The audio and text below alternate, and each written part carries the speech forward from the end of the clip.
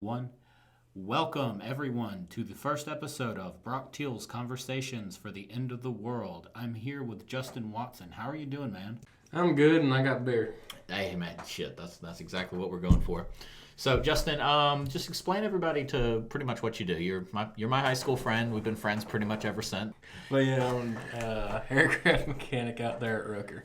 Okay, For aircraft. those that don't know, Fort Rucker is a military base, and they pay me to work on air. So this has been pretty much the first time we have seen each other since I've been back from Boston.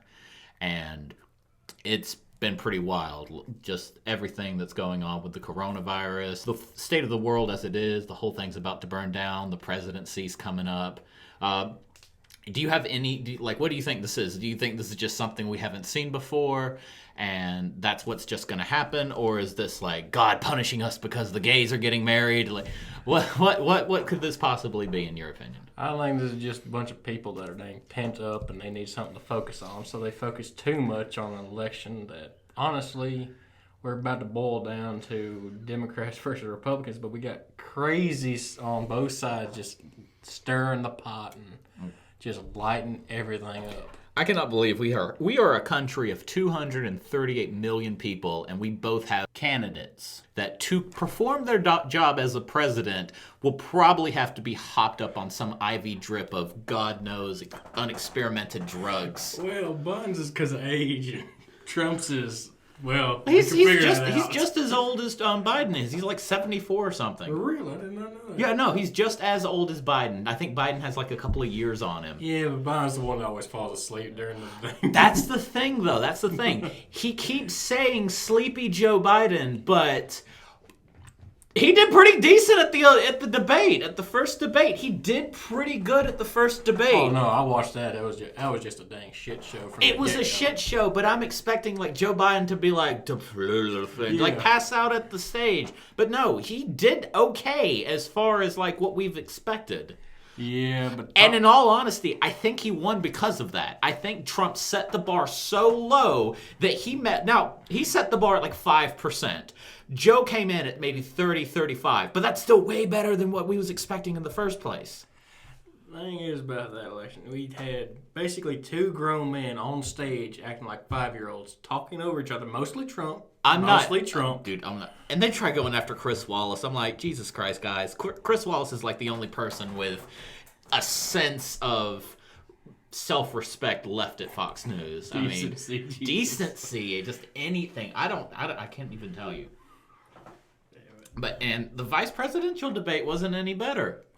Actually, it was better than It was better comparatively. Comparatively, no, it was dog shit too. Like Kamala Harris is like, I am talking. I'm like, yes, Kamala, you're supposed to be the minority vote. You're acting like a Karen, and everyone can see you. What are you doing? I want to speak to your manager. Exactly. And then she was like agreeing with the host. She's like, and the host is like, and Mr. Vice President, that is a great segue up to our next question. Then she presents the question, and Kamala goes, that was a great segue. Like she's like trying to recruit her to her team. It's like, yes, no, be on my side. Let's get up on Mike Pence together. Thing is, she was trying to basically sell something, or dang. I mean, of course they're supposed to sell something. Well, they're selling an idea. Is Yeah. What they're doing, but the problem is that their ideas usually suck.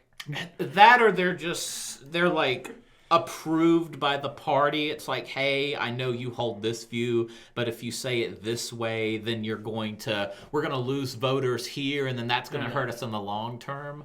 Yeah, Like both of them, they're kind of moderate. They're being puppets on a string, basically. But that's how people see them, though. In actuality, Joe Biden is a fairly moderate candidate.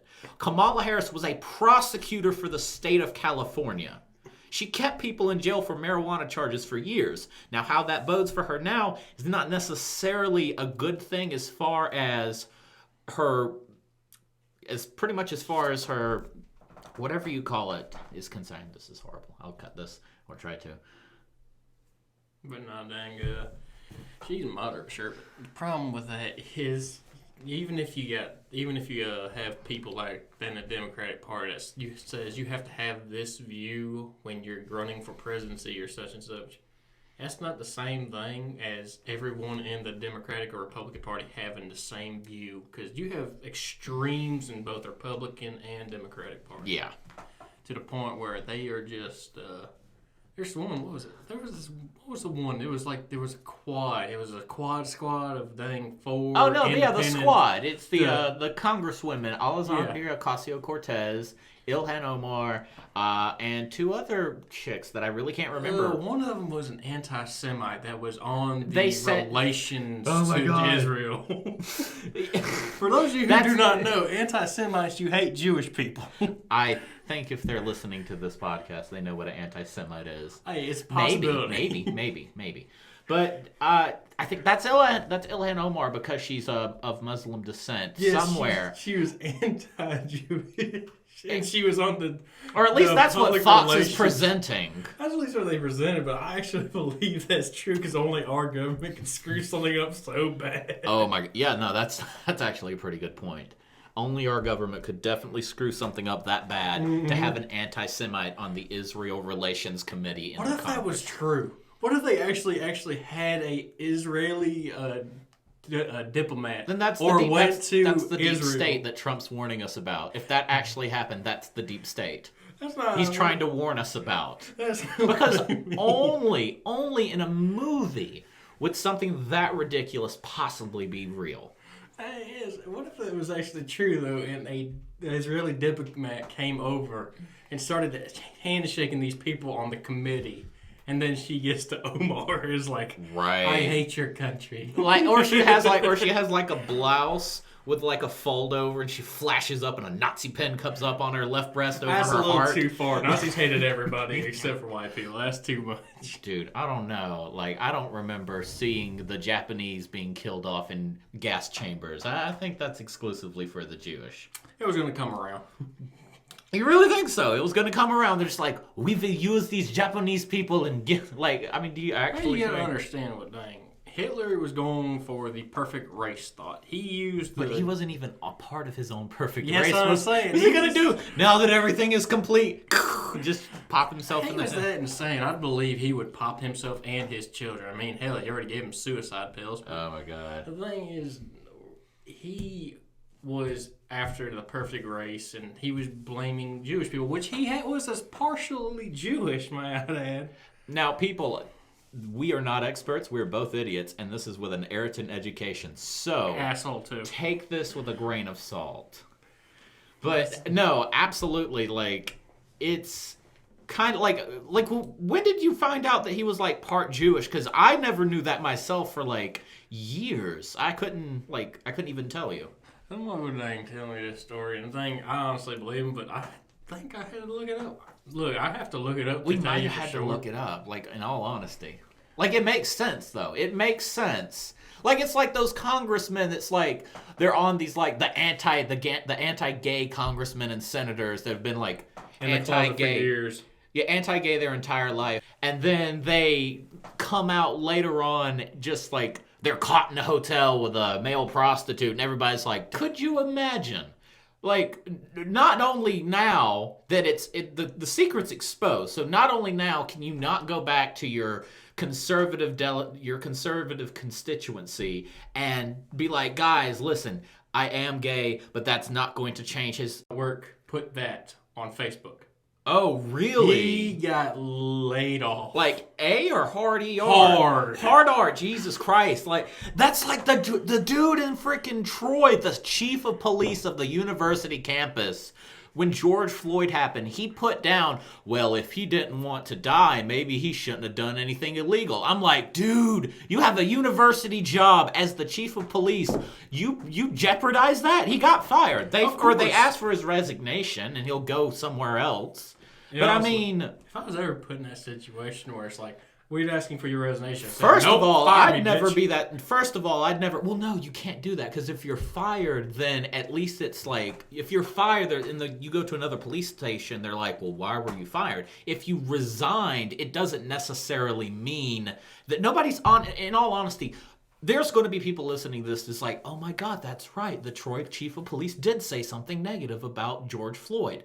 Nobody honestly remembers that. They hear it, they're outraged, and then down a month, because this is 2020. We have murder hornets falling out of the sky, and everybody's just like... What was I heard on the radio the other day? Murder hornets are going into their violent stage. Their violent stage. They're probably going through some kind of breeding where they get like super aggressive. Territorial. Oh my God. Also, they're finding Cthulhu monsters in the mud now. Of course they're finding Cthulhu 2020 in the has mud. decided to kill us somehow, some way. Like, murder hornets, corona, or Cthulhu monsters. Take your pick. Dude, or fucking California's gonna be on fire. And California's always on fire. Yeah, but there's I a think reason it's that place getting is hell. worse. I think, I was listening to a book, Inhabitable Earth. And by what he was saying, I think when he was a kid, there was like 130,000 acres burnt down in 1 year. And then in 2017, there was like 2.5 million acres that year. So it's getting worse. You want to know why freaking California's always on fire?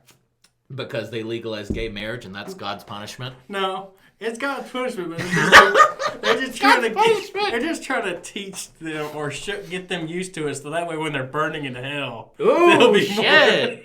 You do know, like, they have, like, Orange County that's, like, super Republican. Who? Yeah, no, they have, like... A Republican state? They have splotches. I mean, there's Republicans in California. I did not know that. And they conglomerate together in, like, counties where they're, like, running around with their MAGA hats and Dixie flags and shit. Okay, so basically all the crazy Democrats run to California and like the LA, crazy Republicans San Diego. Yeah, and the crazy Republicans go there too. That's amazing. We can just wall it off right there and then we would all be satisfied. Like people have wanted to make a North California and a South California because they'd be able to have an extra Republican state and the Democratic state like they've been having. 51 states on the flag doesn't look as good as 50. No. We'd have to have like Puerto Rico come or Guam come as a state just to even it out. I can't do odd numbers. I don't want even 52. 50 is a solid number. Stay with 50. There's a reason why you have provinces and all that shit. It's like the 10 Commandments. It's like all the there was a George Carlin sketch how like everything could be like don't cheat on your wife, don't steal, don't lie. It's like that's just don't be dishonest. It's like all that goes into being dishonest because you're lying by omission or lying by some other means. Don't be a dick. Yeah, just don't be a dick. But 10 is such a solid number. It's like 10's a good number. 10 is a strong number. The 10 Commandments. Goddamn, you're right. It's like... Did you think, the 6 Commandments? The 6 Commandments! Oh, dear God. We can't do the 6 Commandments. Well, That's not how religions start. I don't feel like 6 is strong enough. I don't feel like it is a good attention getter. All right, hold on. Let me just scribble a few I wonder more if down. Moses had like a focus group. He's like, I don't know. There's something about 5 commandments that just doesn't sit right with me. And one dude's like, how about 10? It's like, 10's a great number. And then he's just like, how the fuck am I supposed to come up with 5 more commandments? The quote with a dang comedian. I'm basically plagiarizing his joke. It's just a little bit. Moses is up there. All right, this is 5 commandments. Anybody got any ideas? How about 10? Good work, Patterson. Good work. Good work, Patterson. Now, what are we going to put on? Don't screw cows. No, we're going to legalize that. It is wild that bestiality is not a 10 commandment. Or homosexuality. Well, to be fair, in Christian culture, I mean, even the Romans were screwing sheep. I'm going to tell you that right now. That was like Zeusian Romans where they thought listen. That wasn't Zeus. That was Jupiter. Rome's Jupiter and Zeus is Greek. Do you know how the Minotaur happened? Its origin story. Basically, a woman screwed a bull. Actually, she didn't just screw a bull. Here's the actual lore on it. Yeah. Aphrodite was jealous of this woman who said she was more beautiful than Aphrodite. Mm-hmm. Aphrodite made that woman fall in love with a bull. And basically 9 months later... dude, okay, so first of all, I'm shocked and also not shocked that you know exactly how the Minotaur happened, but that's not the thing. She tried to fuck the bull, and the bull wasn't interested. So she went to an artisan and had him make a wooden like effigy to hide in, to pretty much glory hole I the didn't bull. even know that part. The bull mounted the wooden sculpture, and she just like backed that shit up to the. So the thing is, there was homosexuality and bestiality throughout the old thing. No matter who tells you differently. I had a cousin that was a history teacher and said Obama was the cause of homosexuality's occurrences. And like, it's like, I was like, he might be more open to, like, the gays might be more open to like coming out now because Obama's president, and he's like introducing these reforms that would allow them to essentially have, it's a fucking piece of paper. What do they think? Dang, Obama came by and sprinkled some magic fairy dust Right. on them. Some bitches made them all gay. In World War II, right next to the Manhattan Project, they had a design for a gay bomb.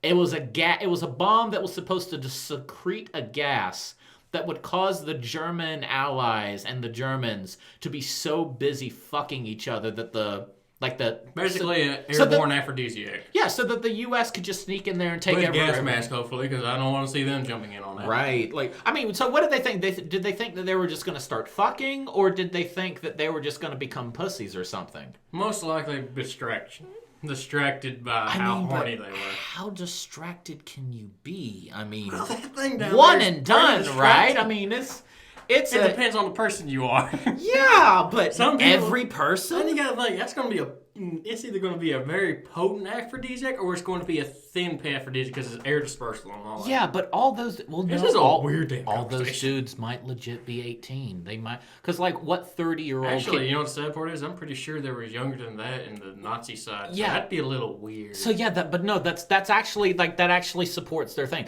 Because what 35-year-old can you think of off the top of your head, like, or even just like, what 35-year-old in general can go for more than 1 or 2 rounds? I mean, an 18-year-old, Why don't you go ask absolutely. I am not. Why don't you just go ask one? Just go up to some random 35-year-old. Actually, guys, we will be how right. many rounds do you go in bed? Actually, that's a good idea. So, people, we're going to be right back in about 5 minutes. I'll go find the nearest 35-year-old and see how many rounds he goes. Please, God, don't do that. I'm not going to do that. But, so, like... Go ask your next door neighbor. No, we're not bringing him into this. Last thing I need is interviews with a Nazi. Oh, God. Or a Klansman. Oh, that's even worse. Oh, no, like... 1 tat, 2 tat, 3 tat, 4. You probably shouldn't put that. I mean, it's not like they know who my neighbor is. And... Yeah, but they kind of gonna know who you are. And all, but yeah, you should put that on there. Anything. Main point is... Oh, going back to gay thing. I remember you telling me a story about how even back in the day with Greek culture and Spartans in the Yeah, they had a gay unit. They had that an were elite. They had an elite Marine Corps unit that they thought if these men constantly fuck each other, they will become such a tight knit group that they'll never let each other die. That's pretty much what happened. Honestly, I think Greeks were a little more free with love and all that. Well, they had than we multiple gods, and these gods were fucking dudes, and these gods are like They weren't. Well, yeah, the gods were fucking dudes. The god, like Eros, the god, Aphrodite's son. Yeah, he was fucking dudes. He was fucking everything that moved. Everything. And then they turned into flowers. That's so weird. Like all of Eros's lovers turn into flowers. I would not want to be a flower. Okay, Why would you turn into a suck. flower? Like an orchid. Like it's a pretty flower, but Question: a Does that mean flower? does that mean their entire existence is going to be the flower, or does that mean they died and went to the afterlife and only it was so good that they died? Is that what I'm getting from this? No, they died, but they became a flower. Okay, so And there then was, that flower continued on. so in other words, Eros screwed them so good that they died, and that it's to commemorate that he made them flowers. Eros was a sociopath. He just fell out of love with them. It's just like, whatever. Oh god. And then they just like cry because all of the flowers are like marshland flowers, like really super beautiful orchids. You know how you got to keep them like real moist and the soil's got to be really wet. Yeah. They would always go to a lake to kill themselves, but they would be so traumatized they wouldn't be able to do it, and they just cried themselves and then turn into a flower next time. When you love your God too much. Apparently. You would not catch a Christian and be like, I love Jesus so much that I'm going to turn into a flower. No, I'm gonna love Jesus so much I'm gonna turn into an angel. No, I That's love us. Jesus so much I'm going to turn into a domestic terrorist. Oh, I'm going to shoot up a Muslim church. there are those people. I'm not even joking here. There are those people that are just Oh. like, I gotta defend this country that God brought about. God. But you gotta understand, God brought about all the other countries too. So why is just this specific one supposed to descend into anarchy? I love how America's just like, we're going to take this dude that possibly lived in Israel, and then they didn't want him, so the Greeks adopted him, and then we're just going to take him overseas, and then now that's our God. Like, I can't remember what the technical term was or what the actual term, but it was like it was a prophecy, or not like a prophecy, but God wants us to take the 13 colonies and then go from sea to shining sea, even if we have to kill all the Native God Americans. sent a message.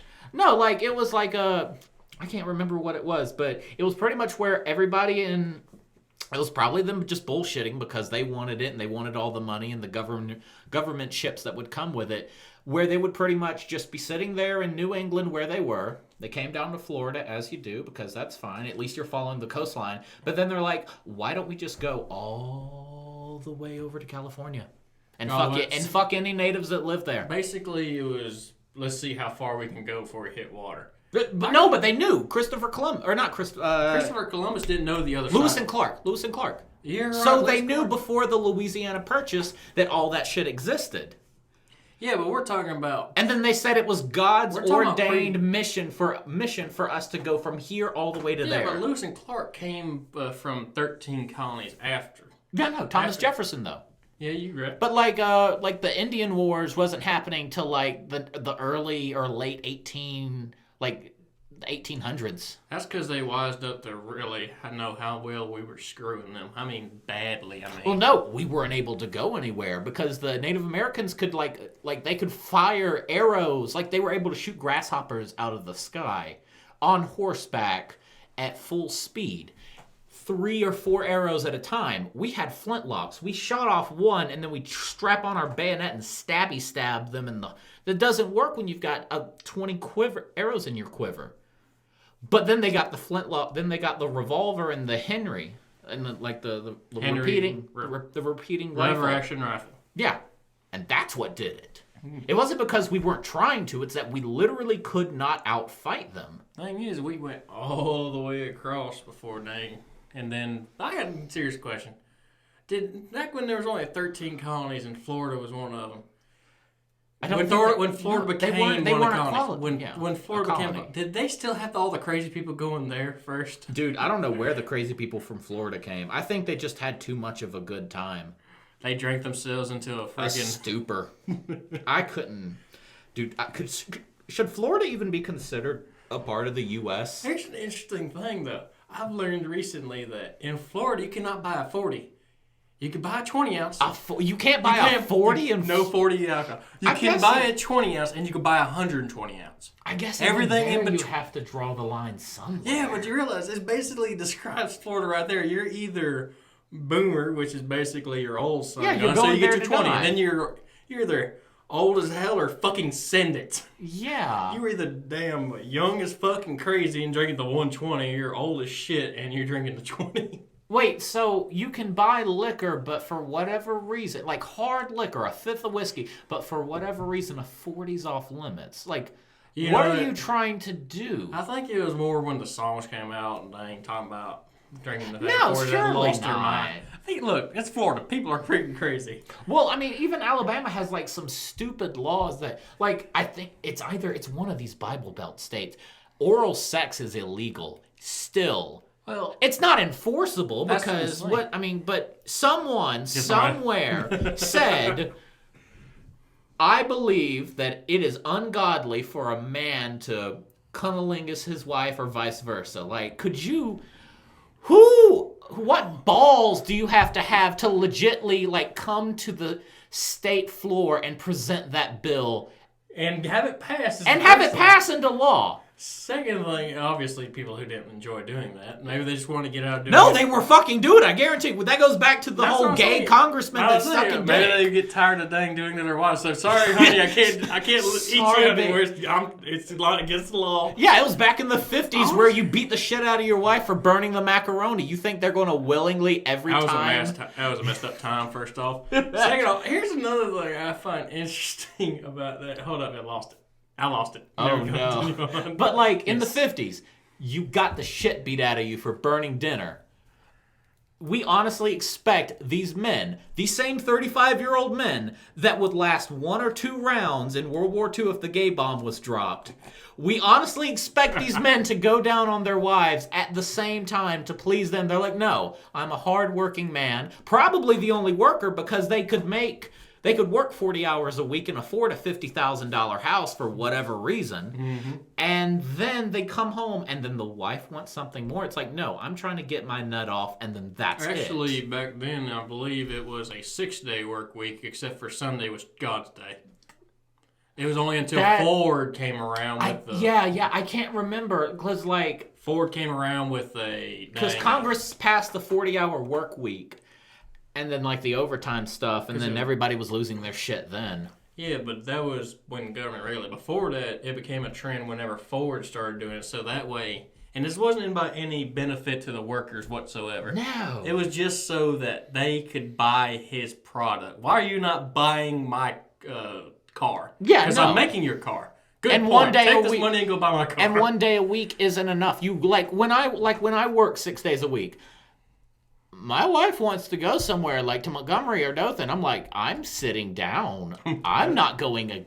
I'm nowhere. I'm not going anywhere. On the 7th day, God rested, and so am I. Right. Absolutely. But it's... Hold on. Dear, go back check. I remember was it when we were talking about how they made oral sex illegal. I want to know when they first came out. Did they have somebody standing there watching? No. Yeah, but like... I was like, how do you enforcing? Do you have a police officer just awkwardly sitting in the corner? Surely they had security, and then one dude's like, because like this was an episode on another podcast I was listening to. It was with Ed Snowden, and it was how they got the Patriot Act passed. Like, remember, so Patriot Act was pretty much so how it was said, the Patriot Act was passed immediately after 9/11. But this bill had supposedly been written up years ahead of time and then just stashed until we needed it. 3,000 people died by three airplanes, because 1 Twin Tower, 2 Twin Tower, Pentagon, and then missed the White House. That's what they made that movie about. And then we made it pretty much legal. And if you listen to... It didn't miss the White House. No, it missed the White House. They got taken down by people. No. They took over the plane and crashed it into a field. Yeah. So it missed the White House. When you say missed the White House, I was like, okay. Oh, yeah, no. The terrorists are just like that one dude that they got that just wasn't any good at pilot school. It's like, I can't fly the plane. Exactly what I mean, but no. So, by Ed Snowden's account, which is another thing, they demonized this man for years. Snowden? Yeah, like, do you remember Snowden, right? Yeah. It's like 2011. So he was pretty much... the original whistleblower. Yeah, not the original, but one of the most prominent whistleblowers in at least our time. They pretty much... This is how the system worked. Mass data collection. They took a loose meaning of the law saying that you could not gather data without a warrant. So the CIA and all the intelligence offices pretty much self-defined acquiring data as the actual, like, picture of the congressman sucking the dude's dick. That's what it's like, you cannot get this without a warrant. But if you get the metadata and the codes that then when they were compiled would form the picture of the congressman sucking the dude's dick, gathering those ones and zeros, that's what's not illegal. Just about gathering the small dick. Yeah, I said dick. The dick. Just one beer, I'm already at it. But just one small bit of information. No, all the information. No, all the information that would be your phone call, that would be your text messages, but it's not the actual manuscript of the text messages. It's not the group chat of the terrorists saying we're going to bomb them tomorrow. It is the ones and zeros that make up that text message that they then acquire And piece realize who it is, put that in that person's folder, and then when that person is arrested and then they have the search warrant, then they conglomerate those ones and zeros into the data that they got months in advance into the evidence that they used to convict them. Which, honestly, people, I wouldn't have a problem with if they were No, using it right. No, but that's the thing. This year, That's what I'm saying. They can't use it right. No. They've been doing this. They are still probably doing this. Most likely.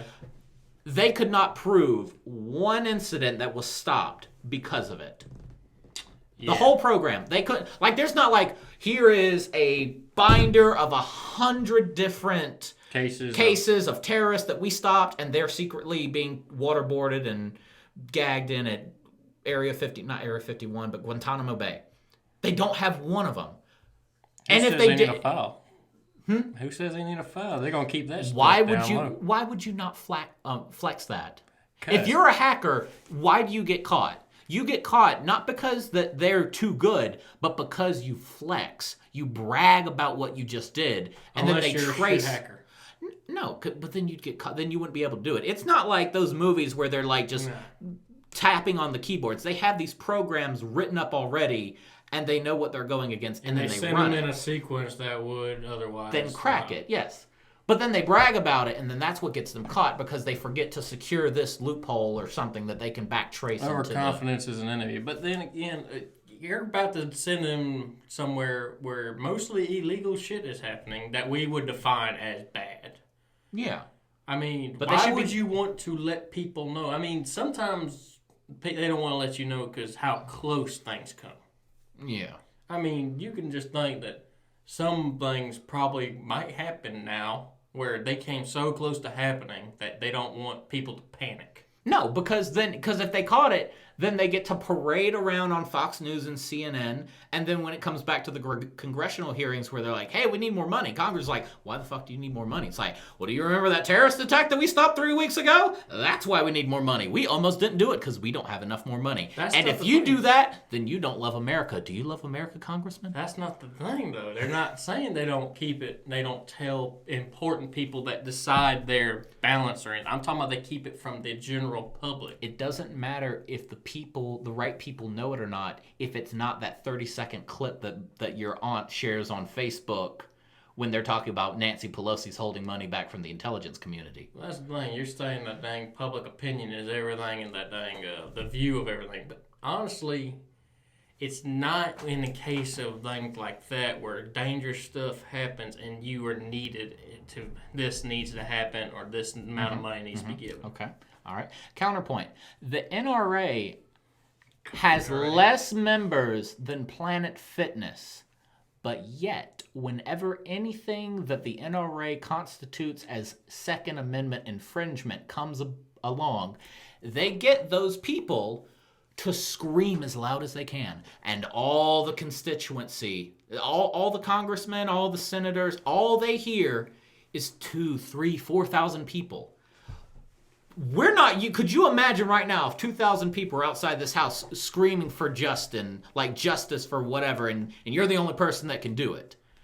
That's not the entire country. That's still 2,000 people. Can you explain to me why you thought it would be a good idea to correlate between Planet Fitness, which is basically a personal fitness thing, and Second Amendment arguments? Can you explain this to me? Because when you think of Planet Fitness, okay, cool, it's a gym. It's not that many people. That has nothing to do with it. But they have more people than the NRA. They're also not trying to put any political moves out there. I know, but I'm saying numbers-wise, it's not half the country screaming at the same time. It's 10, 20,000 people that maybe half of those people scream to their congressman, and the congressman is just like, it's like, because what if you looked at your phone, it's like, you have 100 missed calls from 100 missed people. You would flip the fuck out. I'd change phone numbers. You would change phone numbers. That's 100 people, though. Ayrton's got like 2,400 people. That's not even a percent. That's barely a percentage of the population of Ayrton. You'd still change your phone number. Yeah, I'd change my phone number in a heartbeat. It's how Twitter goes, too. Twitter, everyone thinks Twitter is this giant cesspool of leftist extremists that are trying to communize the country, when it's the same 500 people that are constantly on their phones all day screaming and yelling at different congressmen. There's a bunch. It's not that bad. Humans are really bad at numbers. I can't remember, and again, I can't remember the name, but there is I don't know if it's a theory or a rule or something, but it's pretty much said back when we were hunter-gatherers, and this is a whole other thing. It's a whole other thing. Back when we were supposedly hunter-gatherers, villages could only be about 150 people strong because that's about how many people that a normal human can socialize with and remember everybody and remember what everybody's doing. And if you go over that, like, your brain starts to melt. What happens when you get 2,000 people? That's like 20 times the 150 number. You can't process that many people screaming into the void. That's the thing, though. You say 2,000 people. What senator actually knows 2,000 people? Exactly. That's the whole point. So what happens when you have 2,000 people screaming and retweeting you, and your phone's just screaming, ah! Your phone is screaming at 2,000 people, like it ding, ding, ding, ding, well, ding. I know what I would do, but I'm not a dick. You'd shoot your phone with a shotgun. I'm not a senator, so I wouldn't know. You'd shoot your phone with a shotgun. Nah, I'd actually send some messages out like, go to hell, go screw yourself. And then they retweet it, and then it's on CNN, and now they're calling you, Mr. Senator, you told this man to go to hell, which happened to be a gay man. Does that mean that you're against gay marriage now? It's like, no, goddamn, that's not what I'm trying to say. I'll actually answer all those questions. There's not enough time in the day. I'm going to say this, I would be the worst politician because I would be honest. I would tell people how I feel about things. I would tell them in not a very nice way. I would tell them basically, yeah, I hate you. 5 years ago, I'd have told you you'd be ruined, but now we have Donald Trump as president, and I can't necessarily use that as like... I'm working! I can't use that as a premise of that would never work as a political figure. Well, bullshit to you. It's like, you can just run for president now. Me as president. We'd all go to hell. Right, I'm going straight to North Korea. I'm like, hey, Rocket Man. Burn up here alone. That wasn't very nice. I tried going to China, but they put out this law recently to where anyone in the world that says anything negative about China is immediately guilty of that crime and immediately arrestable the second you step foot in China. How do you think people who go to Singapore feels? If you do something wrong in Singapore, they basically fuck you up. Basically, they are the hardcore police. They will take you aside. There are no jails. There's not a jail they're going to take you to. They're going to take you aside and beat you in a back alley and beat you until they feel like you've learned your lesson. No, they're going to strap you to a pole in Times Square and beat you with a bamboo rod.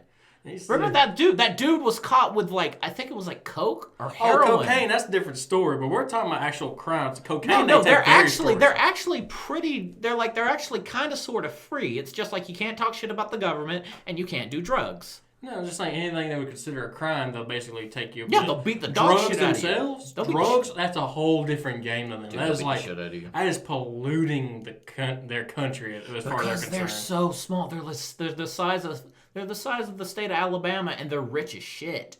They have these giant buildings with massive gardens growing up the side to help with air pollution. How does that make you feel, Alabama? Good. What are you doing what now? The fuck are you... Alabama's trying to build a goddamn water park on the river, and Singapore, a tiny-ass Asian island that probably only succeeded because somebody needed to go somewhere after Korea and Japan were nuked. Now they've got skyscrapers with gardens being grown.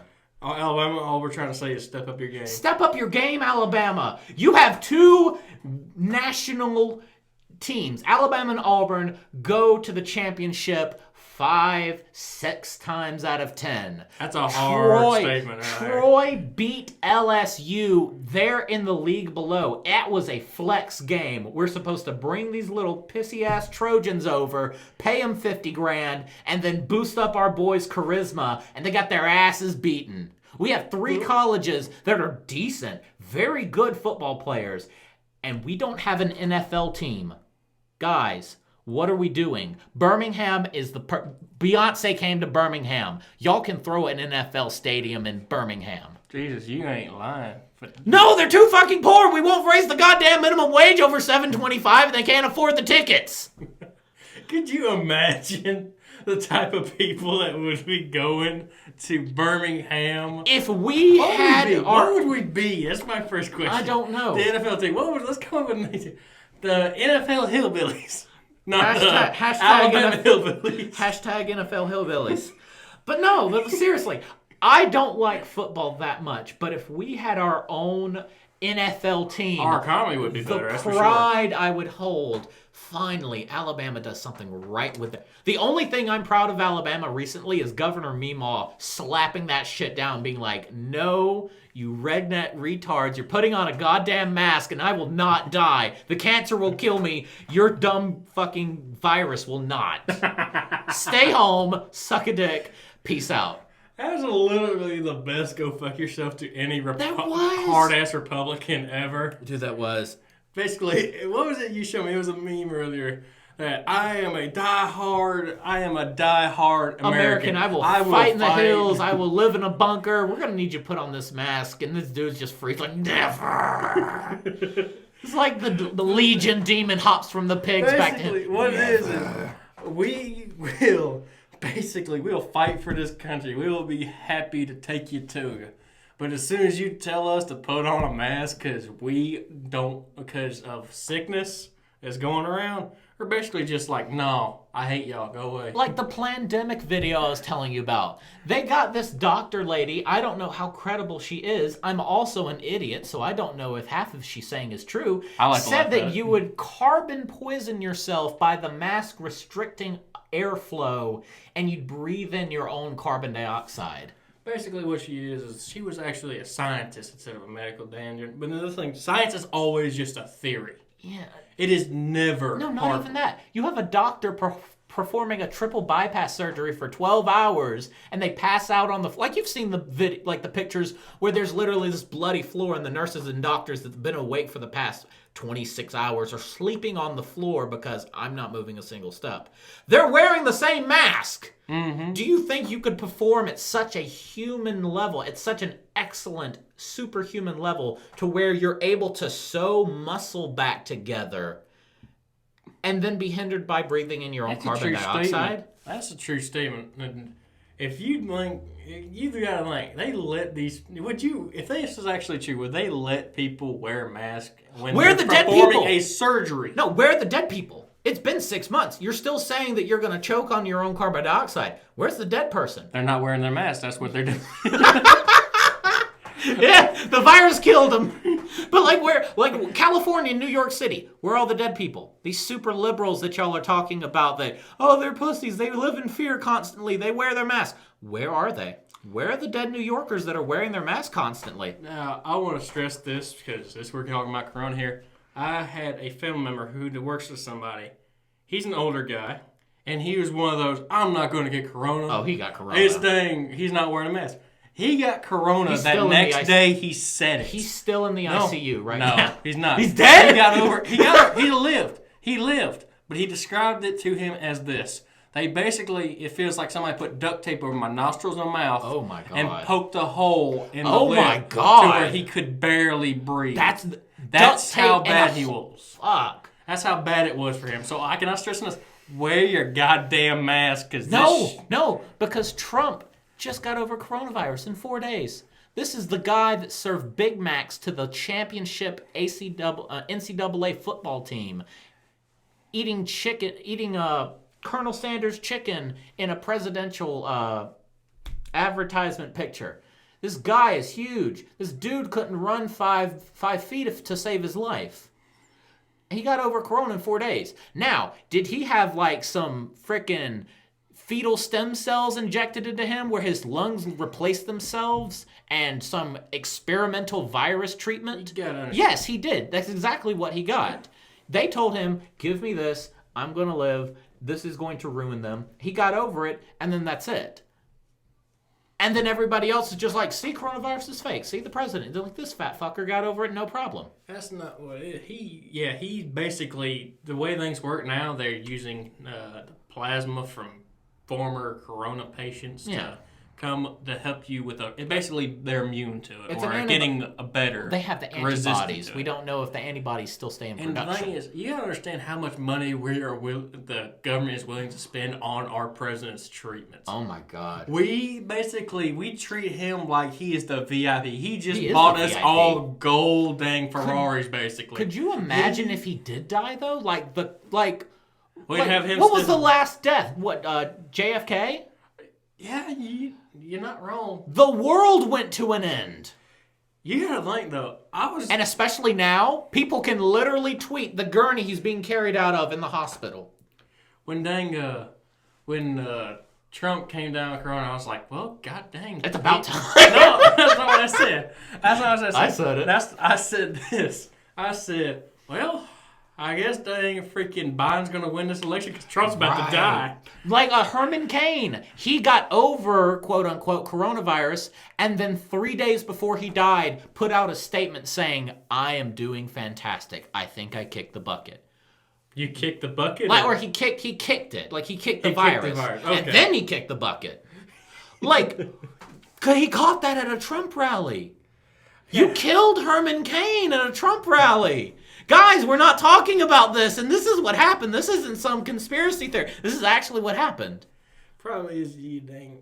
I have never been on board with don't wear a mask. It's showing weakness if you do. No, it's not the way it needs to go. We allowed our government to pass the Patriot Act 5 or 6 weeks after we lost 3,000 people in 9/11. We've lost 200,000 people because of the virus. It's 200. Yeah, it's 200,000.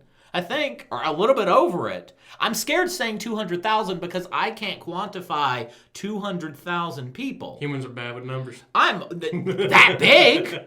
Like, they set out chairs and on the Washington lawn. It was 2,000 chairs. I thought it was 20. I was like, that is so many chairs. It's like, hey, that's not even 200,000 chairs.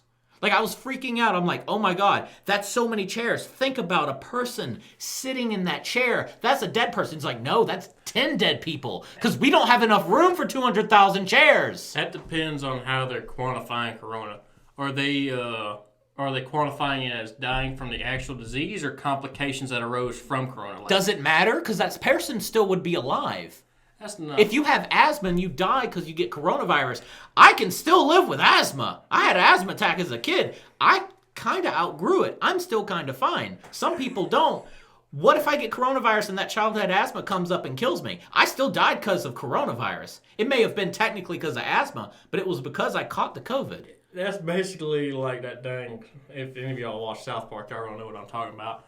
Basically, the teachers are all going home with corona. The kids are back at school. The pandemic special. And they start shooting. The cops take over the school as the teachers. Hey, stop fighting. They start pulling out the gun and start shooting. They shot the only black kid. They shot the only black kid named Token. They shot the only black kid. And then later in a meeting or a freaking... The news report. Not a news report. It was basically a meeting in the gym for all the students. We already have one kid in the hospital because of corona. No, you didn't. No, he didn't. That's you different. Shot him. That's different. You shot him. Yeah. But if corona wasn't around, your teacher would hear it. I wouldn't have shot him. So in other words, corona's fault. That's what the Republicans think the Democrats are doing. Well, this man died of a gunshot, but his company went out of business, so he had to resort to robbing houses, and then the guy he tried to rob shot him. So technically, if corona wasn't around, that man wouldn't have had to rob a house and got shot and killed.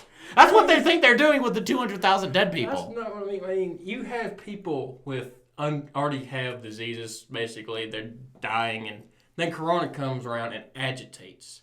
They're chalking that up to corona deaths. Dude, I don't even know. We're idiots. We graduated high school, and you have an associate's degree in fixing... Technical college. You have a degree in fixing whoosh-whoosh machines. Fixing whoosh-whoosh You fix whoosh-whoosh machines for a living. I'm not a doctor. We are not doctors. We don't know what the fuck's going on. Look, you get so many theories about how things are being worked right now, or how things are being basically written, or being put out there. And it's so easily Honestly, spread. none of it's probably true. It honestly is probably You a can't hash say of that, both. though. You can't say that, though. Because what happens when an actual true shit comes out is like, well, they said that probably wasn't true. That's not what I'm saying. I'm saying it's probably a hash of both truth and lie. They are getting some of the facts right, and then some others they basically are fixing to their point of view. Ooh, can't say that. Yeah, that makes it worse, dude. They're telling you the truth half the time, but half the time they're lying to you, and you're a sheep because you can't catch them. The deep state's getting you, bitch. Deep state. The deep state. I wish there was a deep state, because that would imply that they're smart enough not to get caught, which I would assume they'd be smart enough to know how to run this fucker properly. You realize we're talking about people who get caught every damn day doing Exactly! something. They can't be the damn deep state because they're idiots. I wish we had a deep state. Illuminati. Somebody would know how. Exactly. I want the Illuminati to run the government because no one has been able to prove their existence definitively for years. That's the way they like it. And they're smart enough to get away with it. They can do it. They can get away with it. Hashtag Deep State 2020. Oh, God. You need to stop it right now. Dude, I don't give a fuck, man. I don't care anymore. I'm tired of pretending this shit isn't hilarious. That's not this is honestly I'm tired of these idiots. Trump and Hillary, Biden and Hillary. I think Obama was halfway decent. Ooh, that's a harsh statement in Alabama. Dude, all right. Are you okay? Did you hurt yourself? I don't know, man. Did your heart break on that release of dang evidence? I think I was triggered. But seriously though, Obama was you could listen to a speech from Obama and still. He's very articulate. He's a very smart person. Then you listen to Trump, it's like, God dang, I feel my brain so dying. God damn it all. It's like, what was it? It's not backtracking. He does it's not he doesn't say very good people. He basically stutter steps all the way. He stutter steps just as much as Biden, but he does it in such a performative way. Nobody's calling him Sleepy Trump. Well, that's because Trump has a million supporters that basically you got a bunch of bikers outside his rallies to where you say something bad about Trump out there, you might be dead. I feel the most sympathy for these brave bastards that come to a Trump rally and then unfurl their banner saying Biden 2020 or support gay rights, and then you see because in his original campaign, you say, I watched one of them go out. Beat the shit out of him. I'll pay for your court fees. I'm like, no, you can't do that, because I'll fucking do it myself. I'm like, shit, I'm getting the shit paid for. Let's go, bitch. I'll do it, and I support what they're trying to say. There was one rally I was watching. It was just basically there was a bunch of Democrats outside. One of them snuck his way in. He started making a ruckus. They hauled his ass out. And all he said, get him out of here. Oh, get him out. Trump the whole time. Get him out. Get him out of here. Get him out of here. Get him out of here. I remember That's what I'm talking about. The crazy dang Democrats. Get him out of here. They're not helping. No. They're not helping. They do that. Who do you think? You spent your time, took off of work, used your vacation hours, because we all assume that Republicans have jobs, as we assume that all Democrats are stealing from the state. So we assume that these people at 12 o'clock in the afternoon have jobs and are or retired, and then worked hard enough in their life to have the money to live off of to then go to a Trump rally at 12 o'clock in the afternoon. You can take a day off work. You can take a day off work. So, not only do you have people that are, they're stealing a beach day from their family. Their daughter can now go to the beach one day less because you had to go to a Trump rally, and you don't think that person's not going to beat the shit out of you? Yeah, it's not that. It's more that person's going to beat the shit out of you. Yeah, you're kind of ruining my experience here, dude. For the record, I am a Trump supporter. We're not going to... Do you think that person who took a day off work to see a man who yet has not even been elected president, hasn't even won the primary, do you think you're going to change his mind? You're not going to. You're not changing his fucking mind. He's going to beat the shit out of you and enjoy it. Because it relieves his stress. Yes. It's not the 50s. He can't do that to his wife anymore. She goes to Kohl's every other day. And there are witnesses. Speaking of crazy Democrats, if y'all would just calm down for a while, y'all probably win this election in a landslide. I'm saying this as a Trump supporter now. Y'all would just calm down with the craziness, like y'all, don't be like y'all did whenever this whole impeachment stuff was going around, banging on the freaking courthouse doors. Dude, he got caught fucking a porn star. When we gave him a high five, and we gave him a high five. Well, let's be honest, people. All right, guys, I'm going to this specifically to you.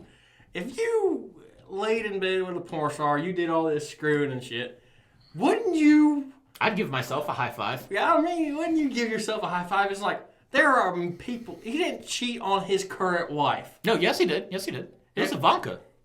That's what I was like. He didn't do it in office. If he doesn't do it in office. Oh, in office. He wasn't holding a position. Yeah. He wasn't if this was a sitting senator, we'd light this motherfucker in the street. But he was on his own when he was still running his company. He was not. You're fired. He was still you're fired guy. He was still on fucking Shark Tank doing his bit. But if this had been when he was in office on a Trump seat in the presidential office, he was president time, he would have been so gone. But nah, he dang. If y'all will just calm down for a bit, I don't care how hot Stormy Daniels is. Just dang, we're gonna give him a high five. That's just the way it is because it was a porn star and it wasn't in dang office. So we're just gonna. They'll give him a high five. They will still give him a high five. I'm pretty sure there was probably Secret Service people outside the fucking door. Nice. I don't even know. Again, in all honesty, I don't think he is going to win. What man on the road to victory goes and campaigns for 30 days in a row before the election? Like, you're the incumbent president. If Joe Biden did this facing Coronageddon for the last 30 days, trying to put that last hurrah, I'd be like, okay, he might be a little nervous, but that's the work that's going to put him through to victory. I would expect that, like, if you're watching a sports movie, and the underdog team is practicing 6 or 7 days before the big game, the season finale. It's like, that's good. That's what's going to put them on the edge. That's going to give them the edge to beat the guys. If you see the other guys practicing 5, 6, 3 or 4 days before then, you're like, guys, what the fuck are they worried about? They should be like chilling. Why are they panicking? Confidence breeds failure. Overconfident, you will lose. If you do not try to go out there and get every vote or every bit you can, you will lose just by not showing up. That's the way it is. In football, it's the same way. You train, you practice, you train every dang day. I don't care if you got an easy blowout win. Hell. Well, no, but you expect them to run things, but you don't expect like 3 a days, like hard practice. I'm completely ignorant when it comes to football. But you also got to think. Maybe this is exactly what happens, and I'm just a retard. You just got to think it out. Last election, he barely won, and it wasn't on the majority. No, he didn't even win the popular vote. He lost by like 2 million. Except for that was fake news. That was fake news. It's totally fake. But what I'm saying is he didn't win because of the vast majority voted for him. He won because of the select few in various locations voted for him. Yeah, the Electoral College. Yeah. That's how George Bush won his second election. He came so close to losing that last election. It basically might turn out the same way again. Dude. And especially, can you imagine if he is calling Joe Biden the worst candidate in presidential history. What if you can't say that. What if he loses? Then he is the worst candidate in presidential history. He said, I might have to leave the country because he's so embarrassed. And he probably will, but not before he hits that bombshell tweet. FBI confirms that rigged elections happened. Joe Biden won by cheating. Because the fuckers will come out of the woods with their sawed-off shotguns that their great-grandpappy gave to them and shoot somebody in the face. You gotta think, though. Most people have more common sense than that. I said most. A minority has that kind of common sense. Depends. You're talking about 2020. 2018, right. I'd give you that. We are stir crazy as fuck right now. We are ready to The only reason Republicans are not in the streets burning everything down is because then they would have to go to the opposition, which they just spent $350, and I back the blue flags. Mm-hmm. They just spent $300 with I support the police. How are you supposed to riot and burn shit down and then oppose the police? The police aren't going to stand by in a Republican-run city and or state. And a Republican riot. That shit might happen in California where the Democrats tell them to stand down, but Governor Meemaw's going to come out there in SWAT gear with a sawed-off shotgun and pepper somebody's ass. Oh, yeah. And enjoy it. Oh, yeah. Go blue. Go blue. Hey, man. You got to support the troops. You got to support the cops. You got to support the good cops. You can't support assholes. Well, the problem is you can't support that one dude who was picked on all his life, and then the fucking Pike County Police Department's like, we are so struggling because we pay our... Did you know the sheriff, the Clayton, like, his Barber County Sheriff's Department pays their dudes like $10 an hour? Like some ridiculous... I wouldn't take a bullet for that. Some ridiculous... Yes! You're going to get somebody who is a loser still living with their mom who was picked on in high school, and now this sidearm has got me some power. I got to pull over this swole jack dude that would probably beat my ass in high school, and now he has to put his hands on the wheel like a bitch and do as I tell him to for $9.50 an hour. You're not going to get an actual professional to do that. That's what's happening with this defund the police shit. They are not, that's not going to happen. That's not going to do what you want to do. They're going to defund the police, and they're not going to take away their toys. They're going to take away their funding for their pay, and then these losers are going to go work for, not these losers, these professionals, the guys we actually want as cops, they're going to go somewhere where they pay just a little bit more, or the private sector. And then you're going to have these losers come in and fill in that void. And then instead of that one dude on George Floyd's neck, you're going to have that one dude on George Floyd's neck, and the other dude's going to pop his kneecap out. Yeah, I also got to think about this. Defund the police. Some people have described it as basically revamping the police. Some people have talked about just doing away with the whole police department in some states. You got to understand, even if you wipe away the police department and then try to set up a new one, between you wiping the police department away and then setting up a new one, there's going to be enough crime in that area to basically cover the state. Right. So now, at the same time... People who are from a different state will go rob in that area just because they know the police department is not set up yet. Now, at the same time, I can't remember the dude's name, but they shot him in the back 7 times because... Now, I've heard as I understand it, I've heard reports of this dude supposedly raped somebody. I don't know if that's like some QAnon shit, but... By what the original count says that I am made aware of, this dude came over to break up a fight between 2 people in his apartment complex, and then the police were called, and they saw, ooh, black dude, let's get him. And then they shot him. Now, if social workers were brought to the scene with maybe a cop entourage, maybe one cop just in case shit gets hairy, and then they de-escalate the situation, that's fine because that's what they are trained for. Cops are trained for, you stay in power, you stay on top. Anybody says something that contradicts your power and authority, shoot them in the back or arrest them. That's not how they're trained. That's not how they're trained, but that's that mindset they're put into. You're the man. You're the boss. This person do what they say. Anything else is you're resisting arrest. You gotta think, though. These people see the worst of the worst every day. Absolutely. And then they have to come home and keep quiet about it. And then the cop... But that's the thing. There was even a dang ad on dang TV the other day where this one cop, he was paralyzed from the waist down because of a bullet. Mm-hmm. He talked about how he had to keep it in, all the pain, all the suffering before he got paralyzed when he was being a cop, because it would either make you unfit for duty or it would just make you, basically, you would not have a job. Yeah, and they should give actual psychiatrists that aren't just... Well, this person's fucked up. We've used this person enough. He needs to go somewhere else. We need to have actual psychiatrists that sit down and talk to a person. Because if you're in the military and your buddy gets his leg blown off, they're not going to just fire you from the military. They're going to put you, by what I understand, they're going to put you through counseling until you're fit to go back with pay. They can do that for the cops that we have. And the cops that we have that are suffering that stuff and still haven't killed anybody, that's who we need. But that loser from high school, that's going to be the person that's going to take all of his anger and frustration out on his wife, his stripper girlfriend, or the next black dude he sees.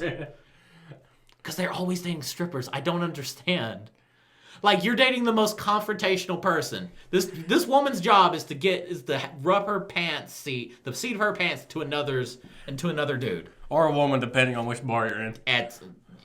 No cop is that lucky. No cop is lucky enough to date a lesbian stripper. No. Lesbians just go to the bar. No, lesbians just go to the strip club. To the lesbian bar. No. No cop's that lucky. There's a guy I work with. His buddy's girlfriend came with him to the strip club and had one of the dancers dance for her. Dude, he's paying for that chick's OnlyFans account on platinum mode, and she said, I'd spend an hour with you. He's like, that's all I need. That's what's happening. That's not real. That's fake news. That dude's playing a Belle Delphine's $1,500 God level a month. If he didn't, there's 10 people paying $1,500 a month to see Belle Delphine. I don't understand OnlyFans. I really don't. No, I wholeheartedly support OnlyFans. That's not what I'm saying. I'm just saying I understand it completely. I understand it 100%. People have been paying for porn. Advertisers have been paying. Yeah, but think about it. Before the Wi-Fi and the internet, you'd have to go to the fucking gas station into the back room Skin mag. and to get a skin mag or a video. Yeah. People were paying hundreds of thousands of dollars. People were making hundreds of thousands of dollars off of that business. And then everything became free, where any douchebag in a fraternity with a cell phone could get a girl drunken up and then just fuck her from behind with the Snapchat filter, so when she turns around, she gets the little panda ears. And then you got And that's free. Yeah, but now you got these. No, OnlyFans ain't free. No, but that is free. But now you have OnlyFans, which again has been exuberated and inflated because of the coronavirus. People are stuck in their houses. You can only read or listen to so many books on Audible. Have you ever had an OnlyFans?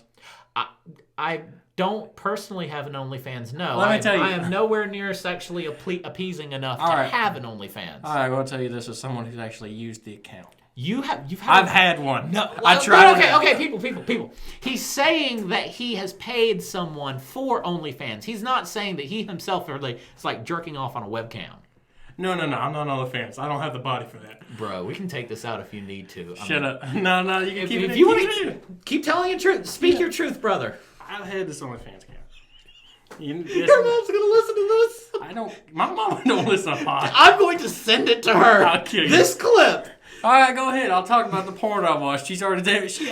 That's different. That's free. You gotta understand. You're paying. You gotta understand. Which is kind of sad. This is the woman who told me basically, you got a condom? Well, that's my family. That's my family. That's like, go get lucky, son. But again, that's very hypocritical, because I am in full support of anyone who feels like they need to pay someone to get off. Because in all honesty, it costs way too much to find a girl that wants to talk to you. If you're not good looking enough, or if you don't have the means because you work too much, or the self-confidence, or anything like that, it costs way too much to find a girl that will give you the time of day, talk to that girl long enough, and then you have to go on 3 or 4 dates where you pay for everything. It is in this world, in theory, cheaper to just get someone and get them on OnlyFans, and then they fake it for you, and you're content with that because that's what you're paying for. But you're losing the only dang bit of physical touch. Unless you get them where see, you're losing the physical and touch. That's where legalizing prostitution comes in. Boom, we went there. This is the segue. You brought up OnlyFans. We'll go over there. I'm segueing into prostitution. Let me tell my story. Speak your truth, brother. All right. The way OnlyFans work, you have to pay for each subscription. Basically, no, it's not a monthly subscription. OnlyFans is a monthly subscription. To each person. To each person. Good God. Usually comes in, if I remember right, tokens. Uh-huh. And tokens, you can basically 1 month or so, however so many they set up. You can also donate to them for individual or personalized experiences like videos or pictures or. And I mean, it's not always going to be porn. It can be a cosplayer that does like some lewd stuff, and maybe this is just another avenue of payment, but it's not always going to be porn. Honestly, but you gotta think. If you get a porn edition and you go to OnlyFans, how much money are you going to spend? Oh, yeah, no. Could you imagine? Like, what if you're a dude, like, you want your black girl, you want your Asian girl, you want your Hispanic chick. So, in other words, you can end up with like that's $60 a month. I'm pretty sure tokens... If it's $20 a month for the bare mount subscription, the base level subscription, depends. That's $60. That depends, because each one has a different price for each subscription. Let's just say you find a girl that's within your qualifications that have it at $20 a month. That's $60 a month. Not even, but then now you're in the rabbit hole. Now you want now you want the tokens for the personalized text message or the wake up good morning call that you're going to use for your alarm clock. That's not right. But no, it's wild. Like, and again, I'm completely in support of this because porn stars like Mia Khalifa, you remember her. Everybody remembered her. She came out. God save her soul. God save her soul. She made $12,000 out of her entire career. It was sad. That's it. $12,000. She is still the most prolific porn star that off anyone, like anyone you say Mia Khalifa, if that person was born in 1993 to 1996, they know exactly who that woman is. But she didn't really have a good start to it. This thing. She didn't have a good following toward the beginning. Once she kind of got out of it, it was that one more video. Showed up. She actually did it. She actually did a podcast with Philip DeFranco. It was that video where it was her and a lady that was supposed to be her mom and the white boyfriend. I've seen that video. Where they took off the hijab. Yes. And that's when the Muslims blew it up. It's like, I can't believe they lost their shit. And then everybody's like, what are we talking about? Muslim? Because everybody knew about Muslims. It's all on Fox News. You see the chicks in a full burqa and that person could secretly be carrying a bomb to kill our soldiers and boys. God, Mia Khalifa's killing a bomb. I want to know where the hell she stuck it because she ain't got nothing to hide. God, she ain't even got that. She could tuck them under her tits. Her mama in that video had more bigger than. Dude, I don't. We're not gonna talk about that. That's so sad. Anyways, but $12,000. How what would it be? Like $20? How many followers would you have going the baseline model? How many followers would you have to make $50K a month? $50K divided by 20. 50K divided by 20. So I think 20K by 20 is 10, so that's 10,000. Well, this is why I got calculators. Right. Exactly. Miss Blankenship, you told us we need to be good at math because we can't have calculators in our pockets. 2,500 people. That is not a lot of people. If you're hot, or you're like a gamer. If you're hot, you got more than that. You got like 3 times the amount. Never in human history has being a hot female been more prolific or better, just better. If you're hot, you can do Overwatch and then dress in a slutty what's that one that speedy chick? Oh, Tracer. Tracer, you can do it. You can dress up in a slutty thing, and then every time you die, a little button that I sewed in there comes down, and I die 5 times, my tits pop out. I don't know 3,000 people, but I know there are 3,000, 4,000, 5,000 people that would subscribe to that. Let's be more specific here. There are about 10,000 horny dudes that will sit there and watch and pray that she dies 5 times. They will get on themselves and try to find the game she's in, and they'll all go after her. Just to see the titties pop. That's the problem. We are... Guys, we need We've never been used to this. We were hunter-gatherers. Look, this is another thing.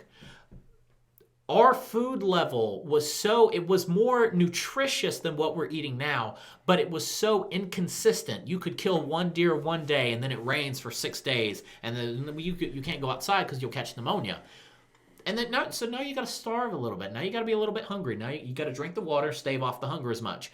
That was so inconsistent that by just fossil records and all that good shit that we are presented with, and hunter-gatherer societies that we still have now. Plus the stuff that wants to eat you. If you even live.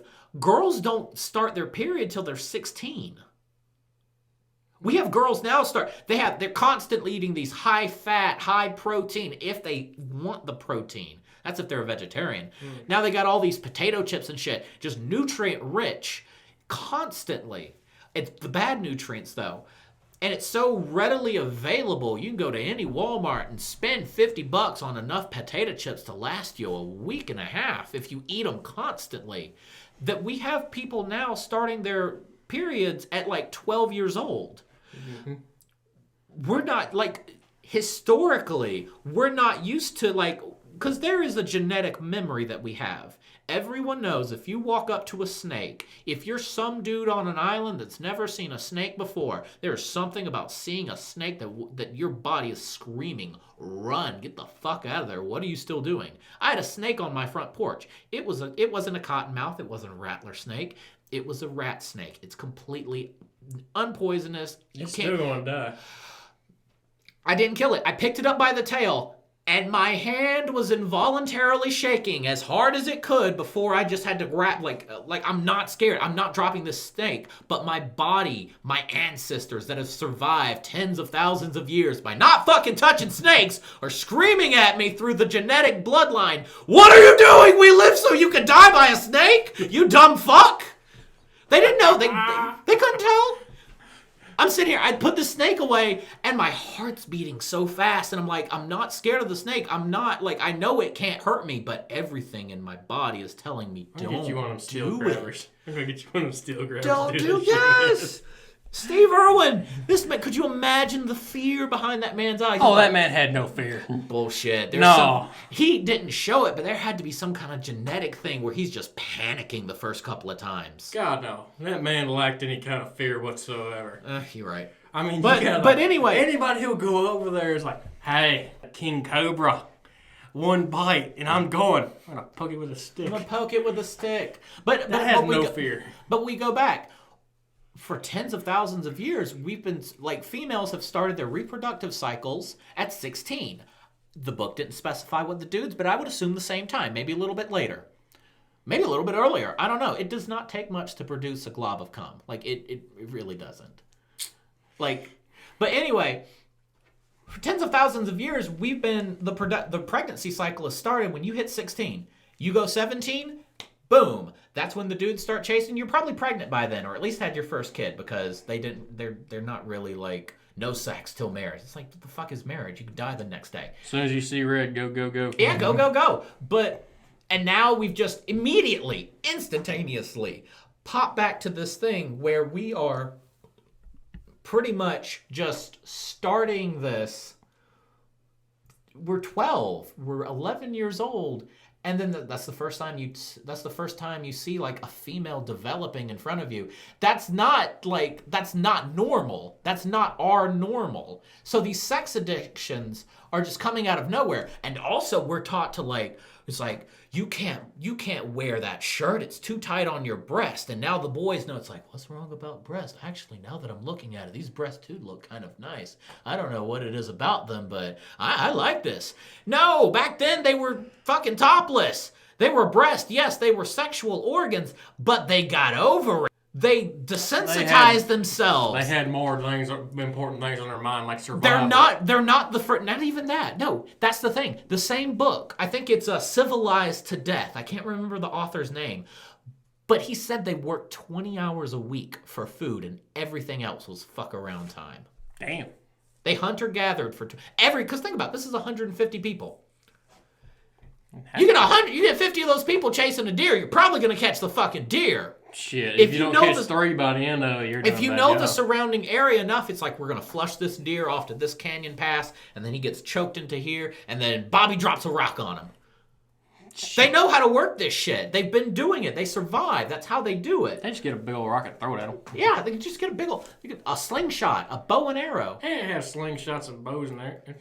They had a atlatl. They had spear. No, they had an atlatl. What's an atlatl? So atlatl is pretty much a spear with a knock at the end where you have another piece of wood and then use it as a fulcrum, and that bitch just chunks. Like 150 yards or some shit. Okay, so there's a weight on the end of basically... No, the spear itself is a weight, and it counterbalances itself by this stick. Like, guys, just look up an atlatl if you don't know what I'm talking about, or spell as best you can, because I couldn't do it. But they just chunk this bitch like an arrow, and then some other dude who works 20 hours a week for food. What else are you gonna do? You're gonna innovate. You're gonna be like, what if I can take some of this stretchy bear skin and then I'll just hook it up to this curved stick and then this pointy rock stick and then just fling it across God's creation? So it's basically a lacrosse That's how it stick. happens. It's basically a lacrosse stick with a dang... yes, pointy. It uses a lacrosse except for the ball. It has a giant spear. A sharp piece of shit. A sharp thing. And then that's all they do. That's what they do. 20 hours a day. 20 hours a week. A week. And then we had to fuck up and invent farming. Because now you have to wake up. You have to make sure the birds see this giant patch of 100 by 100 foot tomatoes. You think they're not going to eat that? Yeah, but you have to spend all of your time guarding that food from the bears, from the bison, from the crows. Ah, shit, now this one's got bugs growing out of it. Grandpa told me if we don't take the bugs out, they're going to ruin the whole thing, and then we'll die this winter. Well, you also got to think about it on the reverse side. Back then, even if there was like a bad season or anything like that, you basically gonna have people starving to death in your little tribe. There's still gonna be people starving to death. We just found a better way to make it more readily available to multiple people. But did we though? So here's another thing. Humans have been polyamorous since the beginning of time. And there is an actual anatomical feature on the male penis that proves it. Yes, I know what you're talking about. Yeah. So the mushroom cap pretty much acts as a vacuum to pull out the other fluids of any other males that have been with the female, so that when you ejaculate, then that makes you a better chance. Evolutionarily, that's it. Now, they still practice polyamory because like the song we had in choir, it takes a village to raise one kid, and that's how they did it. Everybody took care of the kid. So now tell me what happens when you're farming. And then that's your field because, hey, I can't just have Peterson walk in and take an ear of corn because Peterson's a fucking lazy piece of shit that doesn't do anything with his life. He's still hunting and gathering. I'm a farmer now. I've got to work for a living. And now this piece of land is my piece of land. Do you think he's going to let somebody else fuck his wife when that shit was pretty much the norm? They didn't even have wives. There may have been someone that's like, I prefer to be with you more than everybody else, but that still doesn't necessarily mean that we are exclusive. So then now you have to artificially create that exclusivity because what if Peterson's the one that's got now that's Peterson's kid. Genetically, biologically, it does not make sense because our purpose is to pass our genetics on and survive through our genetic line. That's how everything works. If that wasn't the purpose, then why are we trying to fuck so much? Because we're horny. Okay, cool. Wear a condom. Most people do. Mm-hmm. Because they don't want kids at the moment. Then your mom starts talking about kids, and then you see your cousin has a kid, and now that kid is just so fucking cute, and why can't you have one of your own? What's wrong with you? I'm going to give y'all some advice on this. If you ever start seeing signs about kid, go run around a 2 to 4 year old kid. Right. Just sit around for like 2 hours and you'll just realize, I don't want kids anymore. It doesn't matter. If that kid shits himself, that's a 20-minute ordeal. But if you hang out with that kid for the rest of the day, that's 6 hours of pure joy. A serial killer will be a better person for that short amount of time where he sees a kid smiling right before that murderous intent comes back and grabs him by the throat. No, trust me. I'm not saying give the kid to him. No, that's what I'm saying. He's going to see a kid smiling and that good feeling's going to come out of him. No, I don't care how smiley they are. If they are the way that, I'm just going to say this, I've been around kids to where the point I was like, God, can I give them back? Oh, yeah, no, that absolutely happens. But at the same time, that's not necessarily how it goes. Because we are genetically programmed to pass on our genes, it doesn't matter how long. It doesn't matter how long. Big. It doesn't matter how long you hold that urge back. You can do that. You can lone dog it, lone wolf it for the rest of your life. You're going to be 50. People are going to have kids, and then you're going to be like, why did I never have kids? Because it happens all the time. It still happens. We could go out right now and find some 45-year-old lady that's been hopping dudes. She's like, I don't want to get tied down. And then there's going to be one day in her life where she just breaks down in existential horror. It's like, why didn't I just settle down and have children? It's not because she wanted to be married and tied down.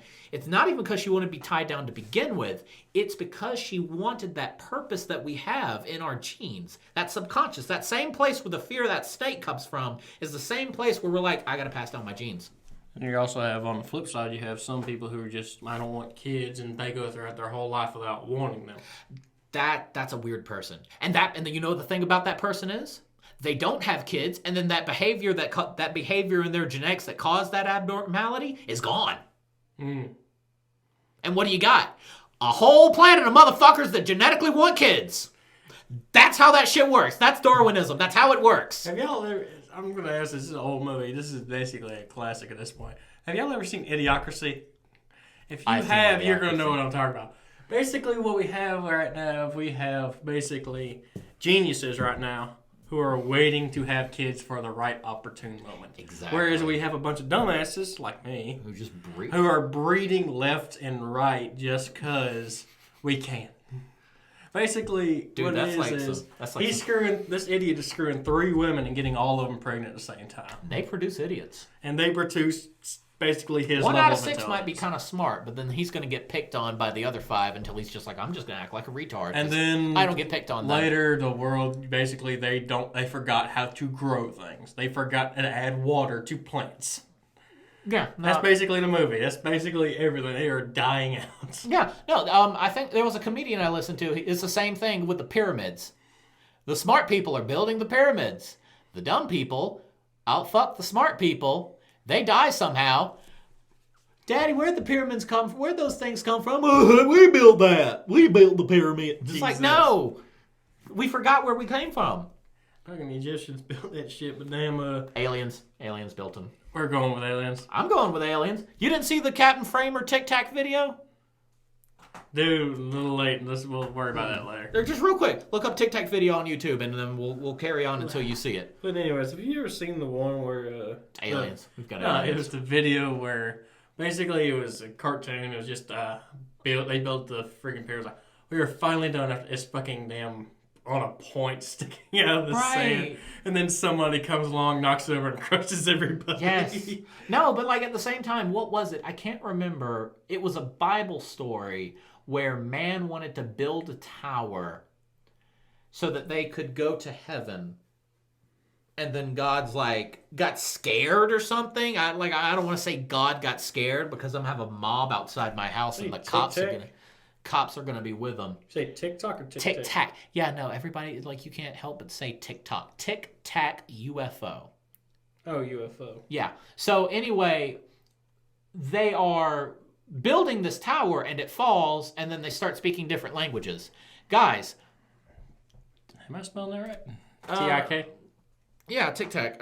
But people, how are we not going to have it's not you can only pile cow shit up so far before it falls over.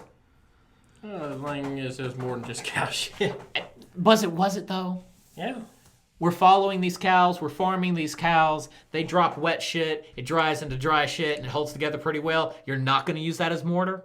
But it's also a mix of sand and clay. I'm going to use that as mortar. Okay.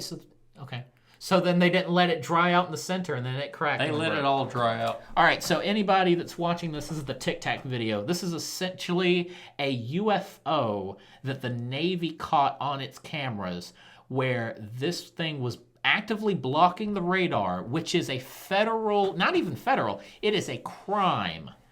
Like, it is a declaration of war internationally where this UFO right here blocks it and then it jettisons out. So as you see right here, this is infrared. Where's the exhaust? Where's the jet fumes coming out of it? There's none. So this is where this Tic Tac right there. See that Tic Tac going across that right there. We're going to go right back to it.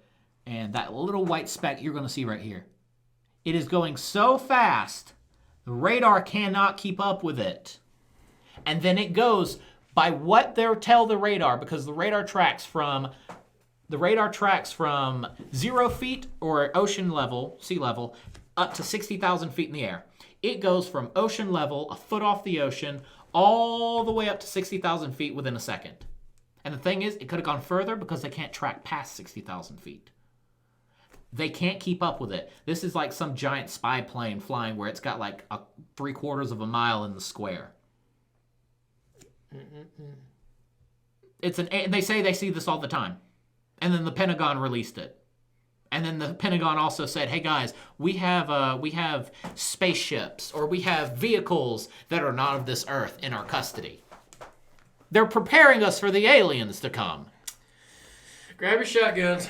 No, you can't do that. They just went from 0 to 60,000 feet without any kind of heat exhaust in 1 second.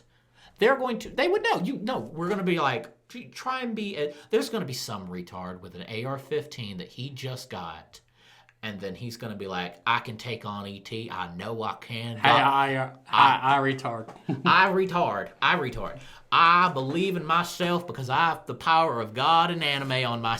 He can't do it. He's not going to be able to do anything. Okay, first off... He's going to start an international, interdimensional space war that we can't do. What's wrong with that statement is you just said a redneck is going to say, "I have the power of God and anime on my side." That's not going to fly. It's going to be God and Jesus. God and Jesus, I know. And the AR-15. It was comedic effect. But no, there's going to be some dude that believe...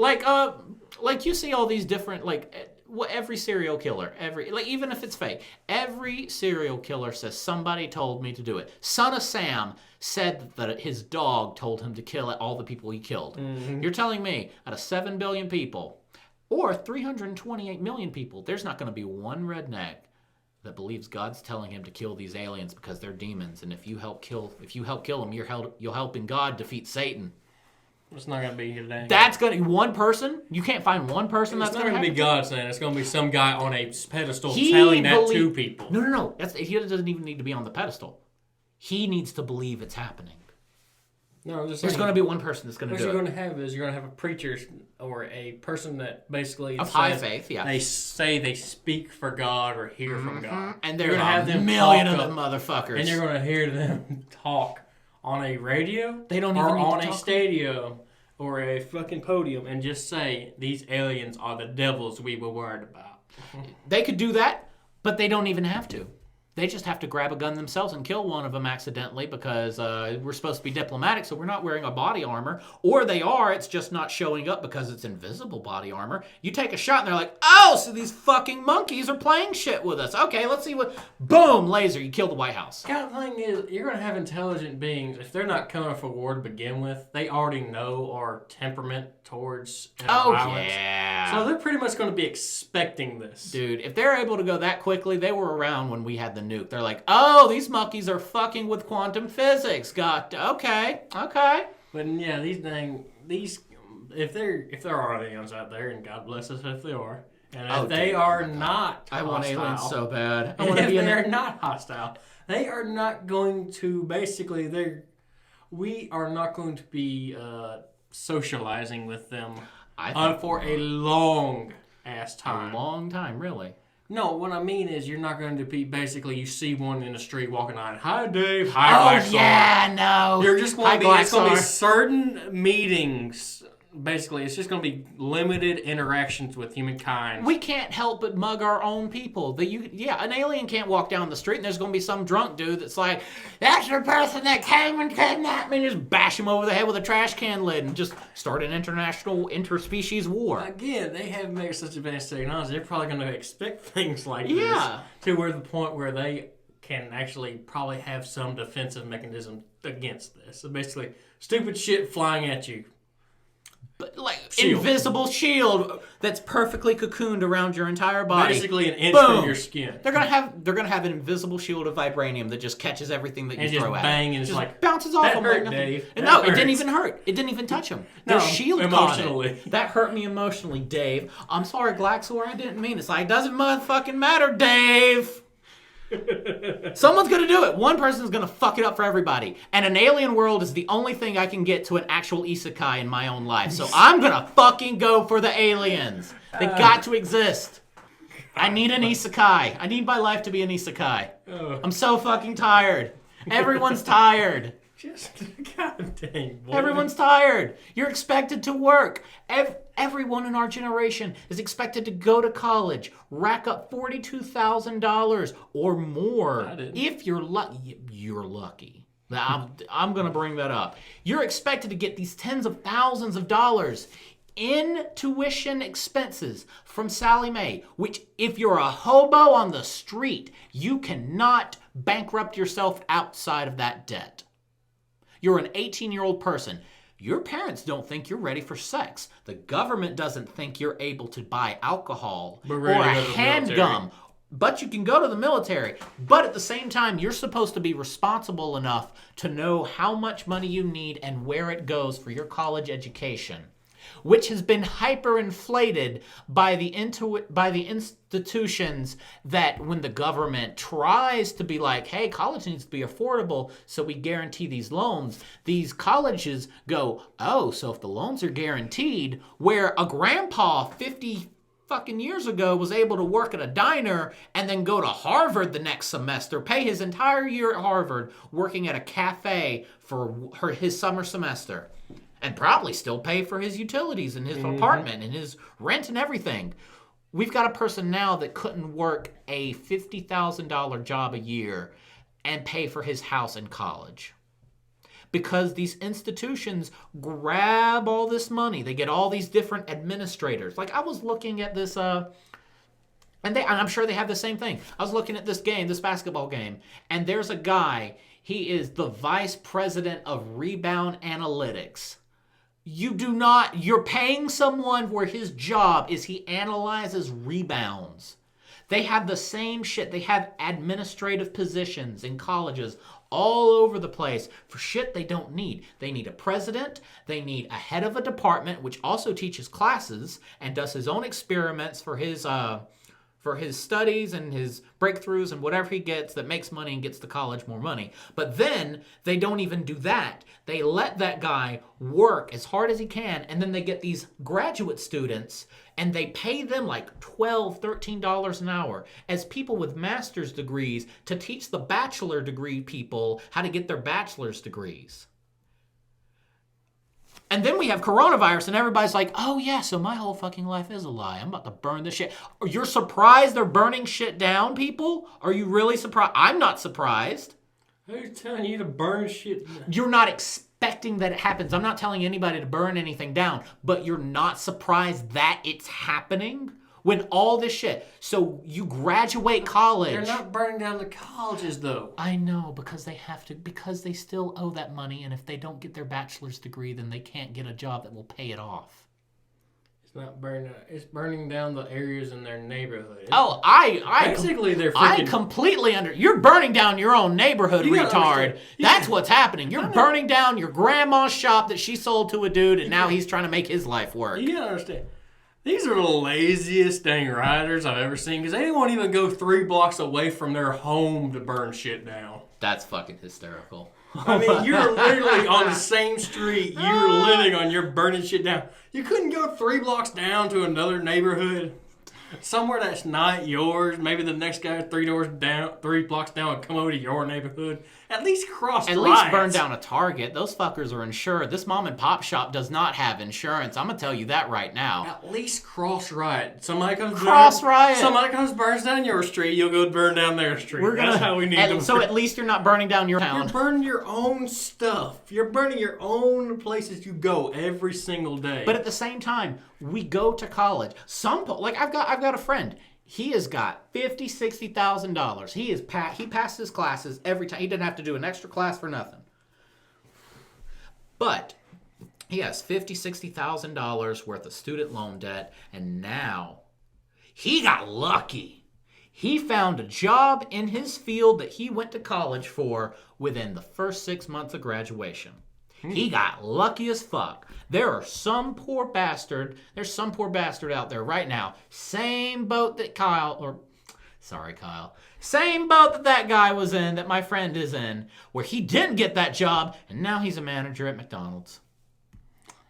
Now he's working at Walmart. And Walmart's like, hey man, you got something. And I'm not saying anything about the guy that got the degree in like medieval poetry analysis. I'm talking about a dude that got like business, biology, chemistry, something that like is good. That guy's working in McDonald's or Burger King right now. Because that's the only job that'll hire him for whatever reason. Because now you need a master's degree to work somewhere because everyone has bachelor's degrees. It's market saturated is what it It's is. market saturation is all it is.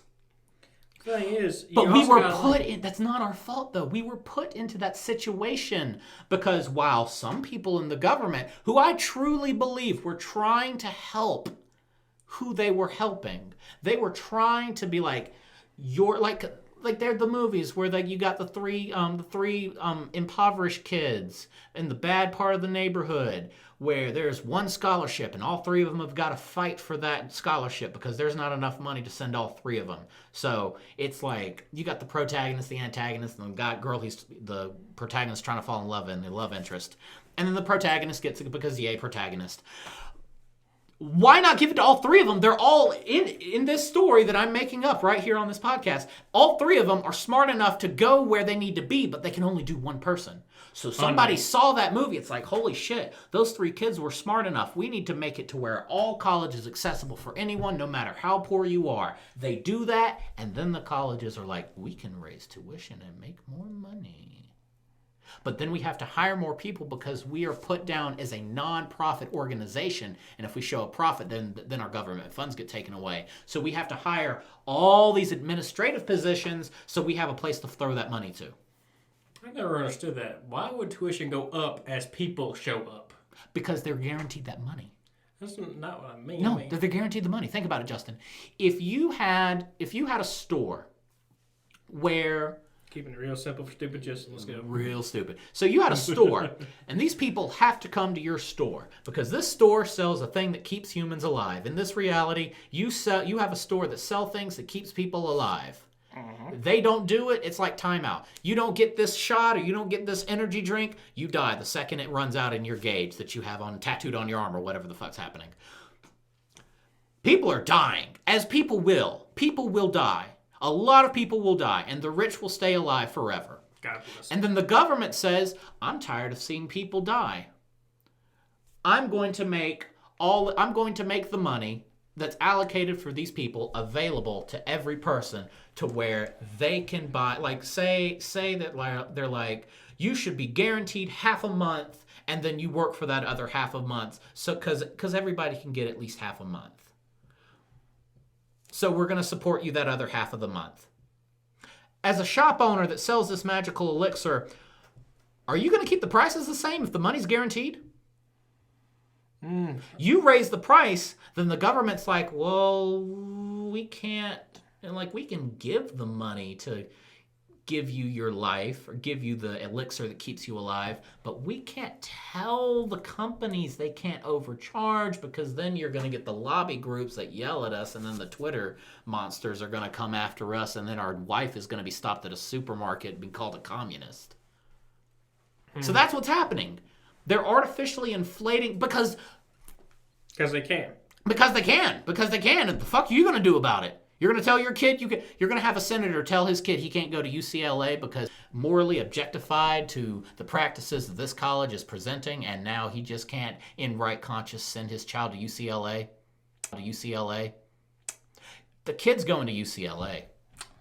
Yeah, that senator can go suck a dick because his kid's going to UCLA. I don't care how morally obligated you are. Yeah, so basically it comes down to human greed is the only problem in today's society. That's it. At least with the colleges, I can't because... Actually, if you think about it, then most problems in our society are actually part of the 7 sins that we have in the world. Lust, greed, sloth, gluttony, wrath, all that good shit. Pride. I've watched Not to Know Taizai. I should know these. It's these 7. Yeah. But yeah, you think about it in every aspect of our life. Because even back then they knew it. They didn't know how bad it was going to be. They didn't know how bad it could get, but they knew it would. Like, honestly, do you think the founding fathers would honestly be like, no, I'm not even going to gun rights. We've stepped on too many firebombs this podcast. You go into gun rights. I'm going to shoot you down right now. Like there might be some people that'll forgive me for saying a couple of God jokes, but and you're about to go into a certain thing that involves the amount of bullets. So you're gonna shut up right now. These fuckers had muskets and a grape shot cannon.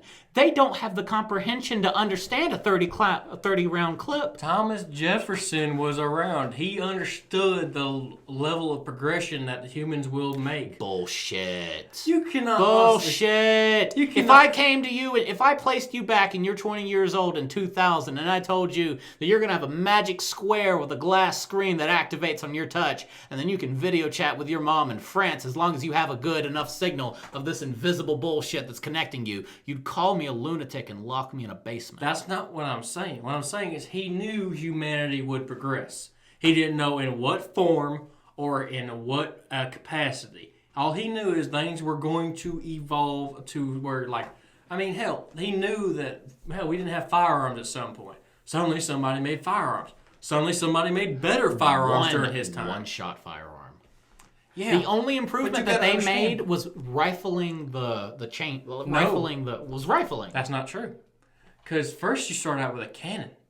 Mm-hmm. Something big. Something heavy. Something you couldn't move around easily. No, the Chinese had guns. When they created gunpowder, they had metal pipes with a rock in there, and then they had a fuse that they'd stick in there, and they'd light the fuse on fire. That's more fun. So they didn't have like a flintlock or nothing, but they had that shit going. But you understand what I'm saying? It's then you went to somebody made a pistol. It was a stick. It was a flintlock that went boom boom. No, all it was a stick with put stuff in, fire it. You basically had no grip on the stun gun whatsoever. No grip, no rifling. You just fire. It's basically round, close range.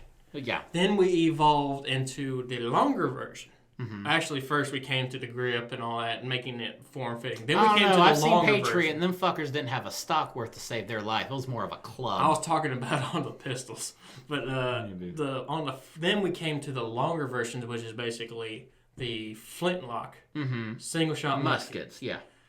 Then came the rifling. We had steadily progressed during Thomas Jefferson's time. He saw from, anybody who had a brain. Saw from when we invented firearms the steady progression of the firearm. So they can probably deduce that we were going to have a more readily or more advanced version in the future. I would call bullshit on that, but we're both idiots, and I am very well aware on how quickly firearms and warfare materials progress during a war. Hell, during a war, any kind of armed conflict. During a freaking anticipation of a war. Because we had French and Indian, then we had the Revolutionary, and then all... I'm sure within that time somebody invented something that would kick ass. Somebody made a comment that I saw once, and I just thought it was funny. French during a war. Basically, a bunny sitting there with a carrot. French during a revolution, you see somebody drop kick somebody else. They cut off the heads of the royal. Everyone. The French are mean. They are. We've called them pussies for years. They are violent to only each other. Generations. We've called these people pussies. Then the revolution came out and bam. Viva la France. They cut off Marie Antoinette's head in a basket and held that bitch up for them to proclaim freedom in town square. They killed so many of each other. They deserved it. She deserved it. She was a piece of shit.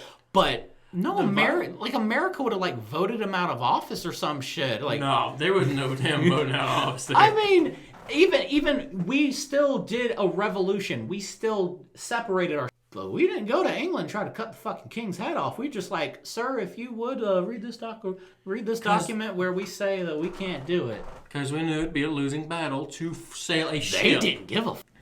How many ships were in how many American ships did they have? I don't even know. I mean, we most likely didn't have a ship to our name, and so we had to have a fight. We had a ship. Because we wouldn't have had a navy in the Revolutionary. We had a ship. We didn't really have a navy. We brought in the French for that. But we still had people there to begin with. We had people to begin with, but we don't know how many of them actually owned No, because I remember, again, in the Ed Snowden book, Permanent Record by Ed Snowden, there was the first whistleblowers. He was talking about the first whistleblowers. It was a merchant ship that was converted into a naval ship, American-owned, and then that person who was the captain, appointed by the Continental Congress, was friends with the merchant group that they got the boat from. And the guy told him, I don't want my ship destroyed because I don't know if these bastards are going to win, so I don't know if they're going to reimburse me like they said. So this dude literally told everybody, we're not fighting. we're sailing around. We're not going to fight anybody. And then his officers below him like snitched on him. It's like, hey, this guy's a pussy. He's not fighting for freedom. He's taking money from this dude to not bring the ship into battle. So we had our own ships. Probably not as many because Britain was a superpower. That's what I'm saying. Dang, going against Britain in a naval warfare at the time is a losing battle. Here, but somebody still came to us. Yeah. We literally could rain hell upon them from a position. I don't know why we didn't just have cannons laced along the entire, just like doom. On the coast? Yeah, just blow them. Like, pop one in New York, pop one in Boston. It's like, he's like, yo. They were called forts, and they did have those. We did have They might not have they just might not have been that effective. But you also got to think basically the kind of military tactics that were going on was bullshit tactics. Line up in a line and then hope you don't die all at once. I would be behind a tree. I don't care if you call me a yellow belly. I will hide behind a tree with 60 flintlocks, goon, and just duck out from behind the tree. I'm not standing in line taking a bullet to the chest. For those of you who do not know this and who are too young, surely they do. But explain. You basically got a red coats. 3 or 4 that's what dudes they're called. It'd be more than that. You got maybe 2 rows of 7 people on each row. One row would kneel down below the others. They would all fire at once. No. They would interchange. They used to do that, but again. This is the warfare advancement we're talking about. Some dudes like, let's have the first line fire, second line fire, and then the first round starts redoing the third, and then it just interchange. So it would literally just be a continuous volley of bullets. There was no cover. You basically stood in the middle of a field in Kansas and hoped to God nobody hit you. Dude, I would hide behind a hay bale, have a steel shield, something. I'm not gonna stand and just have a dude shoot at me. And then if you don't do that, you're a pussy. Thing is, you got stuff lobbed at you that you don't even know if it hit you. I don't care how long a range it is. If you aim up, something's going to hit you. Yeah, to a point, there's going to be something. Even if it doesn't pierce you, it's going to hurt.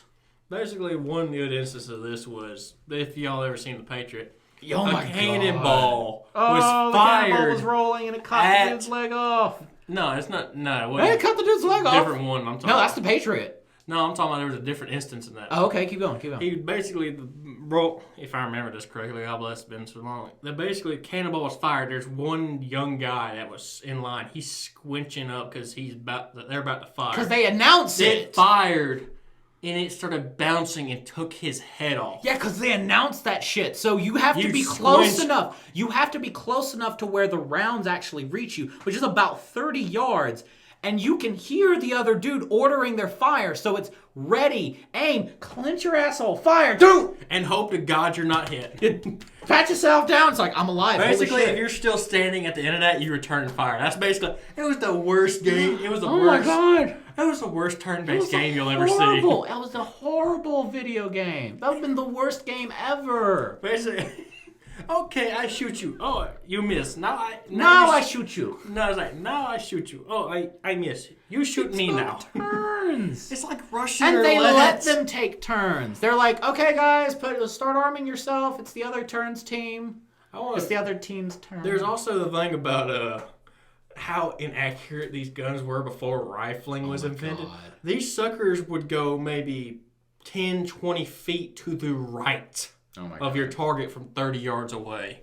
Could you imagine just having an AR-15 with one of those aforementioned 30-round clips and just, God, just single shot. You don't need, and then you hide behind a tree. We went back in time. Actually, Family Guy did a bit on this. If we went back in time and gave magazines, no, just you by yourself. They'd be so... If you went back in time and gave weapons to the Native Americans so they could fight back with a magazine... Dude... You know how different the world would be? Hey, it would be number 1 200 weeks in a row. Hey. Oh, God. Oh, my God. But no, just one person. You yourself could go back in time, Assassin's Creed style, and fuck all of them up. That's the thing, again, with the Native Americans. We couldn't beat them. Why the hell weren't we using bows and arrows and just lobbing them? Because that takes too much time and not enough practice. No, you can... We've gotten so used to things. You don't have to pinpoint. You just have to just keep lobbing. Just keep lobbing. Just this angle means it goes this far. That's how far they are. You wanna pull know? back and just keep going. You want to know why? Because we were too far advanced to regress to dang bows and arrows.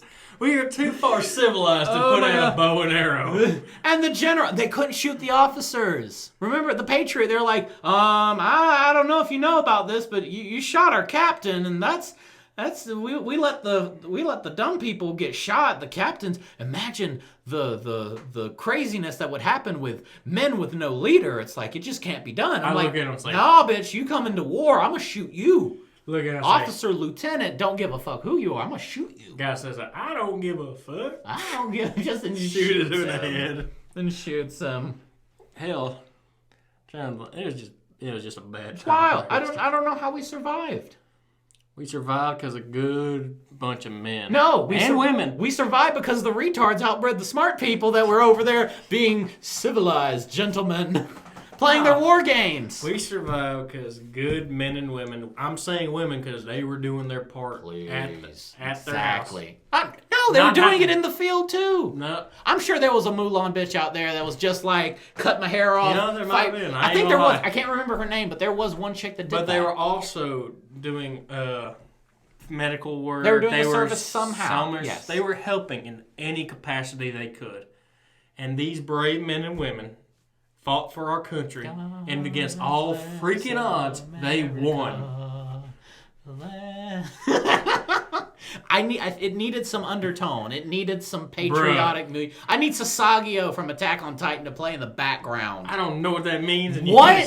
See, we're gonna change that in a minute, and then you're gonna realize it's like, dude, Sasagio needs to be the new. They need to be a country that has Sasagio as the national anthem. Well, that's because you're a pussy and you don't like anything that's scary, and the first 2 minutes of Attack on Titan makes you shit your pants involuntarily. It's just too bleak for me. No, it's scary. It's scary. You're Aaron, and you're seeing your mom being eaten. It's scary. It is not good. Yeah, I didn't really get into They introduce characters just to kill them. Anyways.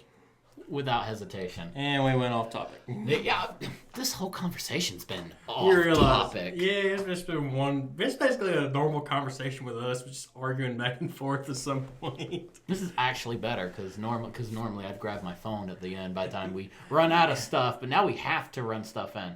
No, he dang. If he's not grabbing his phone because he's bored, he's grabbing it just to show me up or show me something I've said is wrong. Which is how we communicate now. Is either we're showing each other memes or... Because, like, I had this one dude... Are you saying we don't talk anymore? No, nobody talks anymore. Who out of all the women that you tried and talked to want to talk through the phone while you're not in a relationship? That's a good point. No, not a single one. If you call someone before a relationship, you are a freak. You're not texting me. You're calling me. I have to hear your voice. You're a stalker. Well, it is a call before you actually meet this person. Dude, I remember calling... But you do not basically call her before the okay has been given. Yeah. If you're just talking to somebody and then you call them, it's like, why the fuck are you calling me? And you get their number and immediately call. You gotta text them. Yeah, you gotta text them. You get your phone call will get declined so fast. You just like, did I do something wrong? And that's if they don't ghost you. And then you gotta go, I wanted to hear your voice. Oh my god. Creep. I've seen you. I know where the shit goes. What? Oh my god. But no. But like, again, I don't know how the hell we survived. We were thrust into this new world of iPhones and internet chatting, and I'm in this group now where I'm talking to this cute girl, but she's actually a 45-year-old obese dude that likes kids. It's how like we survived? No, yeah, how the fuck? How are we not kidnapped? We're dumb and trustworthy. Back then, everybody was just like, my mom walked to school in San Diego 5 miles every day. If that at 5 years old with her 7-year-old sister, if that happened now, those children would be taken away for child endangerment. If they weren't kidnapped. The world nowadays, and this might be a freaking and we're saying this is 20-year-olds. Positive outlook on thing, but the world today, there's nice people. There's a lot of damn nice. It is way safer than it's ever been. No, it's not safer than it's ever been. It's actually worse. It's been way safer. No, it's been way safer. I'll explain to you in a minute why the Republicans trying to scare Trump back into office. There's a reason I'm going to tell you that in a second. But right now, the world, there's mostly good people in it. There's a lot of good people in it. But then you find the 1 or 20 motherfuckers that you just don't want your kids around. Mm-hmm. That's basically the world today. People are generally good, except for when they're not. And then CNN runs that shit for 7 days in a row. CNN, Fox, and everybody else. Like, remember when that kid got kidnapped in Midland City? The Bunker Boy. They got the most retarded killbilly they could. I got one of my workers, actually, his house was behind that. No. He said they were out there every SWAT member. They commandeered his house as home base. No, they were in his backyard with a gun. They were that close to commandeering his house. He had like 20 people in his backyard waiting. That's how bad that situation was. Oh my God, it was so bad. But it was one time. It's not like it happened. It's not like he was a serial killer. It was just one time. He lost his shit. And then the world stopped turning. The world stood still. And everyone silently looked at Midland City, Alabama.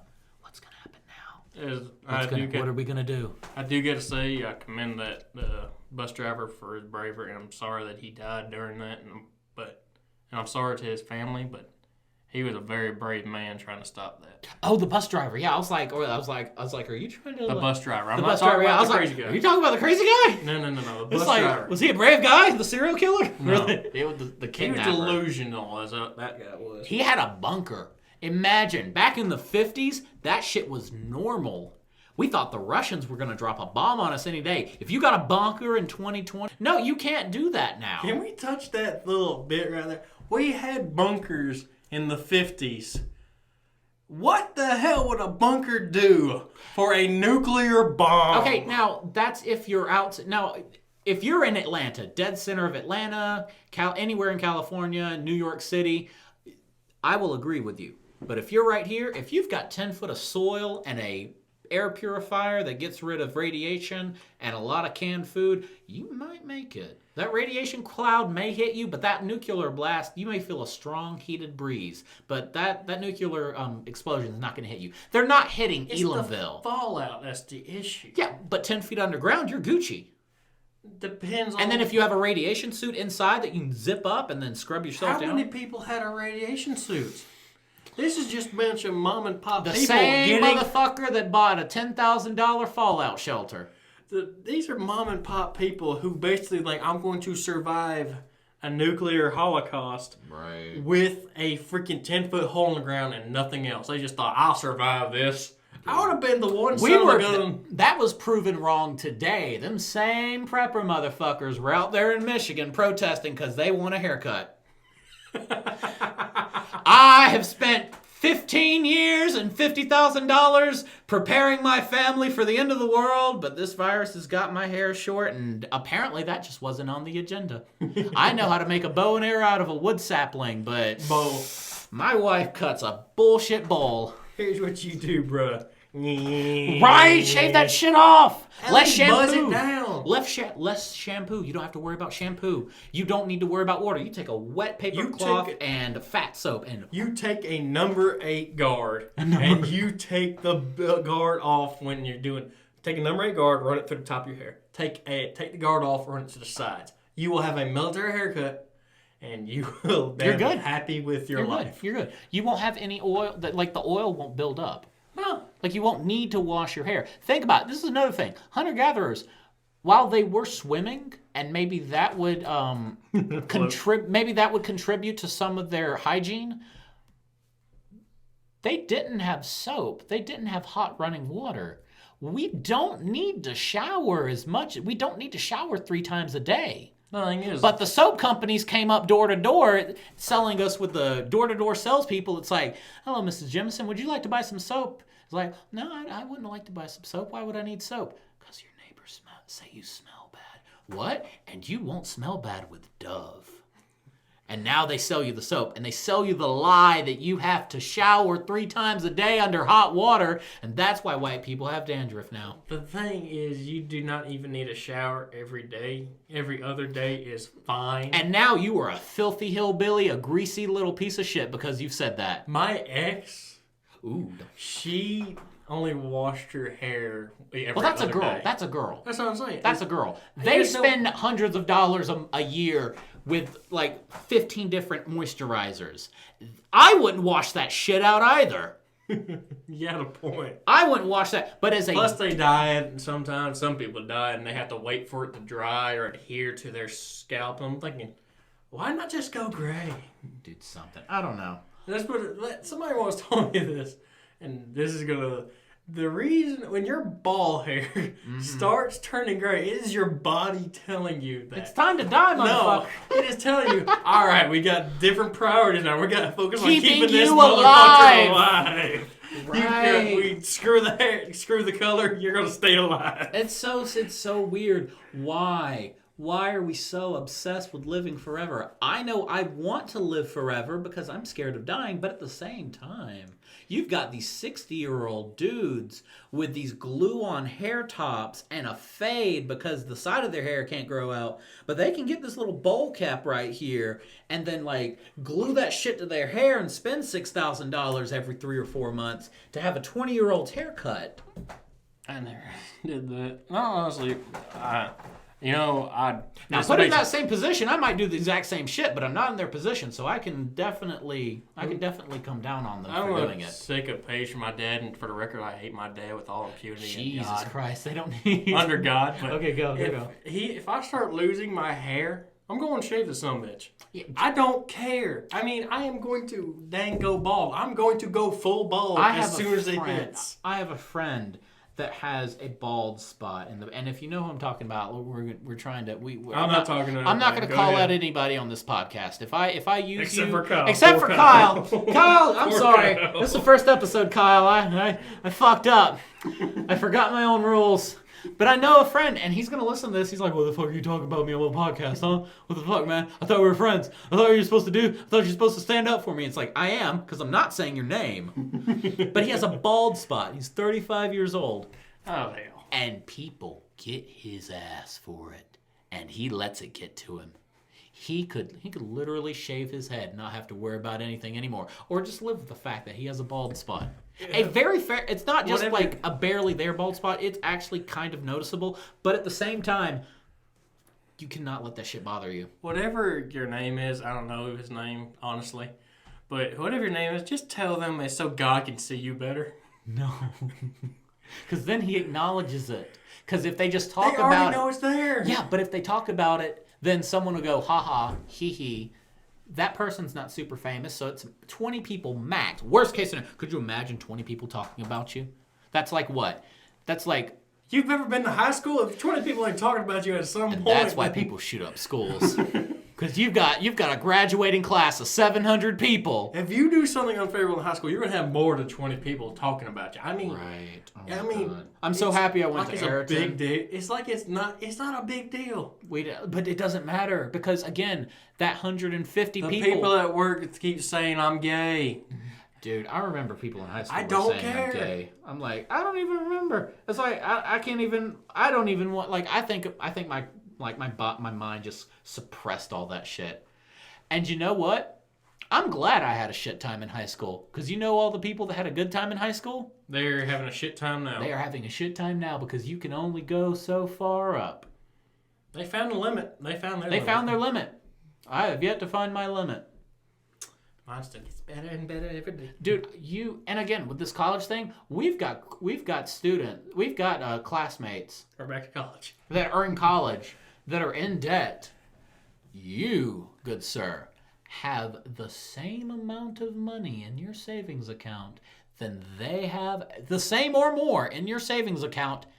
They have that same amount of money in debt. You are winning. And I can understand. And no one knows it. And that makes it even better. And this is how you get that. You have loving parents. You have loving parents. My mother. So many people will kick your ass like, you're 18, get the fuck out, motherfucker. Go! That's not what I was saying. when I was dang growing up, as soon as I was born, my mama put in a little college fund through Florida. Oh, everybody. It was just basically a small $10,000 college fund. Uh-huh. It's enough to cover a technical college, which is basically what I'm doing, what I went to, and I am now making very good money for Alabama. only 2 years I went to college. You're doing damn good for Alabama. I'm doing damn good for freaking most of the lower half. Right. The southern, like the Bible Belt, you're doing damn good for the Bible Belt. But I'm doing well because my parents tried to help me succeed. You, in all honesty, could quit your job right now and go to Japan or Korea and just for a year and a half. Just fuck off. You know, if I went off shore onto a rig, I would make twice as much money as I'm making now. As an aircraft mechanic. As a whoosh whoosh guy? As an aircraft mechanic. As a yes. whoosh whoosh whoosh guy. As a whoosh whoosh guy. You're not an aircraft mechanic, you're a whoosh whoosh. You're a whoosh whoosh fixer. Whoosh You whoosh fix fixer. whoosh whooshes. You maybe. If you go to like Japan or something, you better fucking bring me with you. I don't like this. I see. This is it. This is my shot out. I see nowhere else.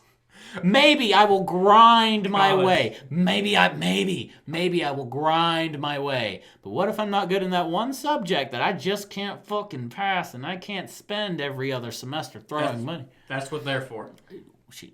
She's gonna have her own thing. Yeah. She's got to have her own thing. You're supposed to lean on each other. If you help lean on her... If I'm not good at a subject, I'm not going to lean. I'm going to use... Full on heavy. Full... Like, you're going to have to cuddle me like a baby. I know you used her before. Ooh, stop, man. Stop. Jesus. We don't have context, and we can't go into context. I'm on the same subject. Dude, I'm talking about the same thing. Dude, we're like 2 hours and 15 minutes in. I can't edit all this shit, so there's going to be some stuff. Someone's going to cancel my ass because I'm too lazy to fucking edit all this stuff out, and someone's going to save it on their Snapchat, download it to their phone, and put it in the draft email. Who gives a fuck? Dude, I don't know. If I get good enough, it'd be to their benefit. If you're too sensitive to listen to two guys talk about bullshit for No, it doesn't matter if they're too sensitive. It matters to the 5,000 people on Twitter that we know are too sensitive, and half of them got to talk shit, and that's like, oops, shit, there goes sponsorships. You ever think YouTube pulls me off. You ever think of people, not YouTube, but no, YouTube will pull your ass off. Yeah, that's true. You ever think that people wake up just because Corona's going around, they got nothing better? They wake up like, whose day am I going to fuck up now? Absolutely. They get nothing better to do, so that's what they occupy their time. Absolutely, that's what they're doing. Look. There was a little interesting bit. There is a speaking of YouTube and pulling shit off, YouTube, for one content creator, he used a little bit. It was a fake fight, basically what it was. It was supposed to be a road rage incident. It was in Russia because they have webcams on their from their cars. Russia. There was basically a bus that got stopped by this pretend mad driver, road rage, all that. So he gets out, starts banging on the side. Mm-hmm. Freaking Donald Duck, Mickey Mouse, and two other mascots come out, and he falls on the ground. Mm-hmm. And they just start air kicking and air punching. Is that in dark where the streetlights are lit? Yes. I and then they run back in their van and drive off. Yeah. Okay. There's one YouTuber who got a strike. Not a warning, not a dang freaking written notice. A strike against him and taken down because of that video. Okay, so people are going to need an actual explanation for that. Nobody knows what a fucking strike is. A strike is basically you get 3 before your channel's basically terminated. And you can't come back. And you cannot come back. You have to make a second. You can't make a second channel. Alex Jones can't make a second channel called the Alex Jones 2 Electric Boogaloo. He can't do a whole different bit. No. There's like, oh wait, that's Alex Jones. We banned him. Kick him out. Did not know that. Yeah. But anyways, then this one guy, he basically came out, the guy whose video got taken down and got a strike against him. He said, well, so-and-so's had this video up here for 3 months before I did. Where's his strike? Yeah, I remember Philip DeFranco talked about that. And then later, about maybe 2 days after that person got the same strike. Oh, yeah. He got a strike against him just because of that. Yeah. Well, they're uploading like 500 hours of content a second. That's not sustainable. But you gotta understand, these people don't even. And I'm not defending YouTube. These people don't even look at the videos they're grading. They just see They just see violence. I mean, you can literally watch this guy. It's supposed to be funny. You could. It watch is funny. These It's mascots. scripted. It's scripted. You can watch these mascot air kick. You don't even see one connect The dude's in with on him. it, but it doesn't matter. Yeah, Because what happens when Coca-Cola gets a hold of that? What's that Coke? Now 2,000 Twitter people are going up tweeting Coke directly. They have a team of maybe 20, 30 people. That means out of those 2,000 people, every person on that social media team is getting 100 instances that they individually have to check out. You support violence, you support hate, blah blah blah. This dude is like maybe someone screams, "I heard he was black," and there's like, "Oh, and now it's racial proclivities." And now Coca-Cola's like, "Take it down, take all the YouTube ads down. We can't have this shit." I can understand. We're still getting back from Fanta being Nazis. I can understand. Actually, I'm pretty sure. What was that? No, that was Bear. No, it was Fanta. Bear too. No. The U.S. would not allow Coca-Cola to sell Coca-Cola to Germany because they were Nazis. So they literally created Fanta so that they could sell shit to the Nazis. But it was also, what was it? Bear? No, it wasn't Bear. It was someone who was making boots for Nazis. It was an American company. Now, I can understand selling soda. The Nazis aren't going to win the war because they have soda. They might win because they have boots. It was a medicinal company that was making boots for Nazis. Now, it might have been the company Bayer that does aspirin, but they had a wider range of stuff that they steadily chipped out. That might have been it. Ooh, I don't know, man. But if we're slandering Bayer, I don't want to be sued by Bayer. I'm not slandering Bayer. No, I do. Actually, Bayer, if you're hearing me, please sue me. I need the hype for my channel. I need the clout. So, Bayer, you can contact me at BCEW Podcast. The Bayer back then has nothing to do with the Bayer back now. They have no correlation between each other whatsoever. You're ruining the lawsuit, Justin. I ain't ruining your lawsuit because you ain't got the money to pay for the lawsuit. It doesn't matter. I'll just apologize and take it down, and then CNN will run an article, and then 50,000 people will subscribe to my channel. Look. And I can quit my job and do shit all day. Nah. That's the goal, man. You're not getting out the easy way. That's the goal. You're not getting out the easy way. Bayer now has nothing to do with the Bayer back then supporting Nazis. It might not even be the same Bayer. No, it's the same Bayer. It's the same company. They just exist and moved beyond that. Okay. Basically, right now, they're golden saints, if you can believe that. I don't. Saints, no. But anyways, I can understand removing a YouTube video for violence. Perceived violence. But you need to have a person look at that video and know that there's no violence. It's like having a strike against you just to basically end your whole career on YouTube just because of a funny video. Imagine if that dude's got like 1 million subscribers. What if he worked his entire life to get all that? He's making money. He's doing good. Now his channel's kicked off. And what is he going to do now? The second guy I was talking about did have, the one that got the strike was a very, very, very popular channel with over 2 million. The second or the first one? The second one. Oh, that dude's making that dude's making $5K a day. If he's got 2 million subscribers? He is very well over that. But the thing is, like that one guy, what was that guy? He was a YouTuber. He's the same guy. This is bullshit. I have no idea who you're talking about. He's the one who went to the suicide forest with him. Oh, Logan Paul. That's like Logan Paul. He is an idiot. He's an idiot. Didn't he have a YouTube at some point? They canceled his whole YouTube. No, they did not. They gave him a slap on the wrist because this dude puts brought up money. 2 or 3 videos a day, and each one of those gets 15 million views. No, this dude makes them so much money. No, I'm saying pieces of shit like that who make videos like that. Dude, we can't say that. Logan Paul may want me on his podcast, and I need that exposure. I'm not saying it. I can't talk shit about Logan Paul. I'm saying it. You're not. Let me say this. I'm talking shit about Logan Paul. Logan Paul, you are a piece of shit. Logan, don't listen to him. He's a retard. He fixed swoosh machines. You're a millionaire. Don't listen to him. What is wrong with the world? Don't listen to him, Logan. You need to go somewhere and stay away from social media because you make videos that are so controversial to the point where some of this is so damn wrong that any other person would be arrested for it. Hell, dog, don't listen to him, man. Hell, didn't fucking Japan also almost arrest you? And No, send your ass Japan back? barred him from re-entry. Yes, right. I think they just they like, arrested dude. his ass and barred him from coming back. Now, he bought a fish. So he had another video. He bought a fish from a fish market and then threw it on a taxi. Yeah. Logan Paul, you're a piece of shit. And hit a pedestrian, not a paid actor, a pedestrian with a Pokeball plushie. You are an absolute piece of shit. That is such a piece of shit move, but that is also kind of really fucking funny. The point where you are literally destroying things just to get likes on your fucking video or views. You are the worst kind of piece of shit in the world. No. The fact that you probably should stop.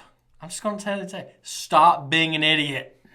This is going to be like the South Park where he calls into the jewelry guy. It's like, you should kill yourself. It's like, no, you can't tell anybody that they do that. It's like, no. I'll never tell anybody to kill themselves. Yeah, no. But I will tell you, you're a pedantic piece of shit and need to go the fuck away. Pedantic. That's a good one.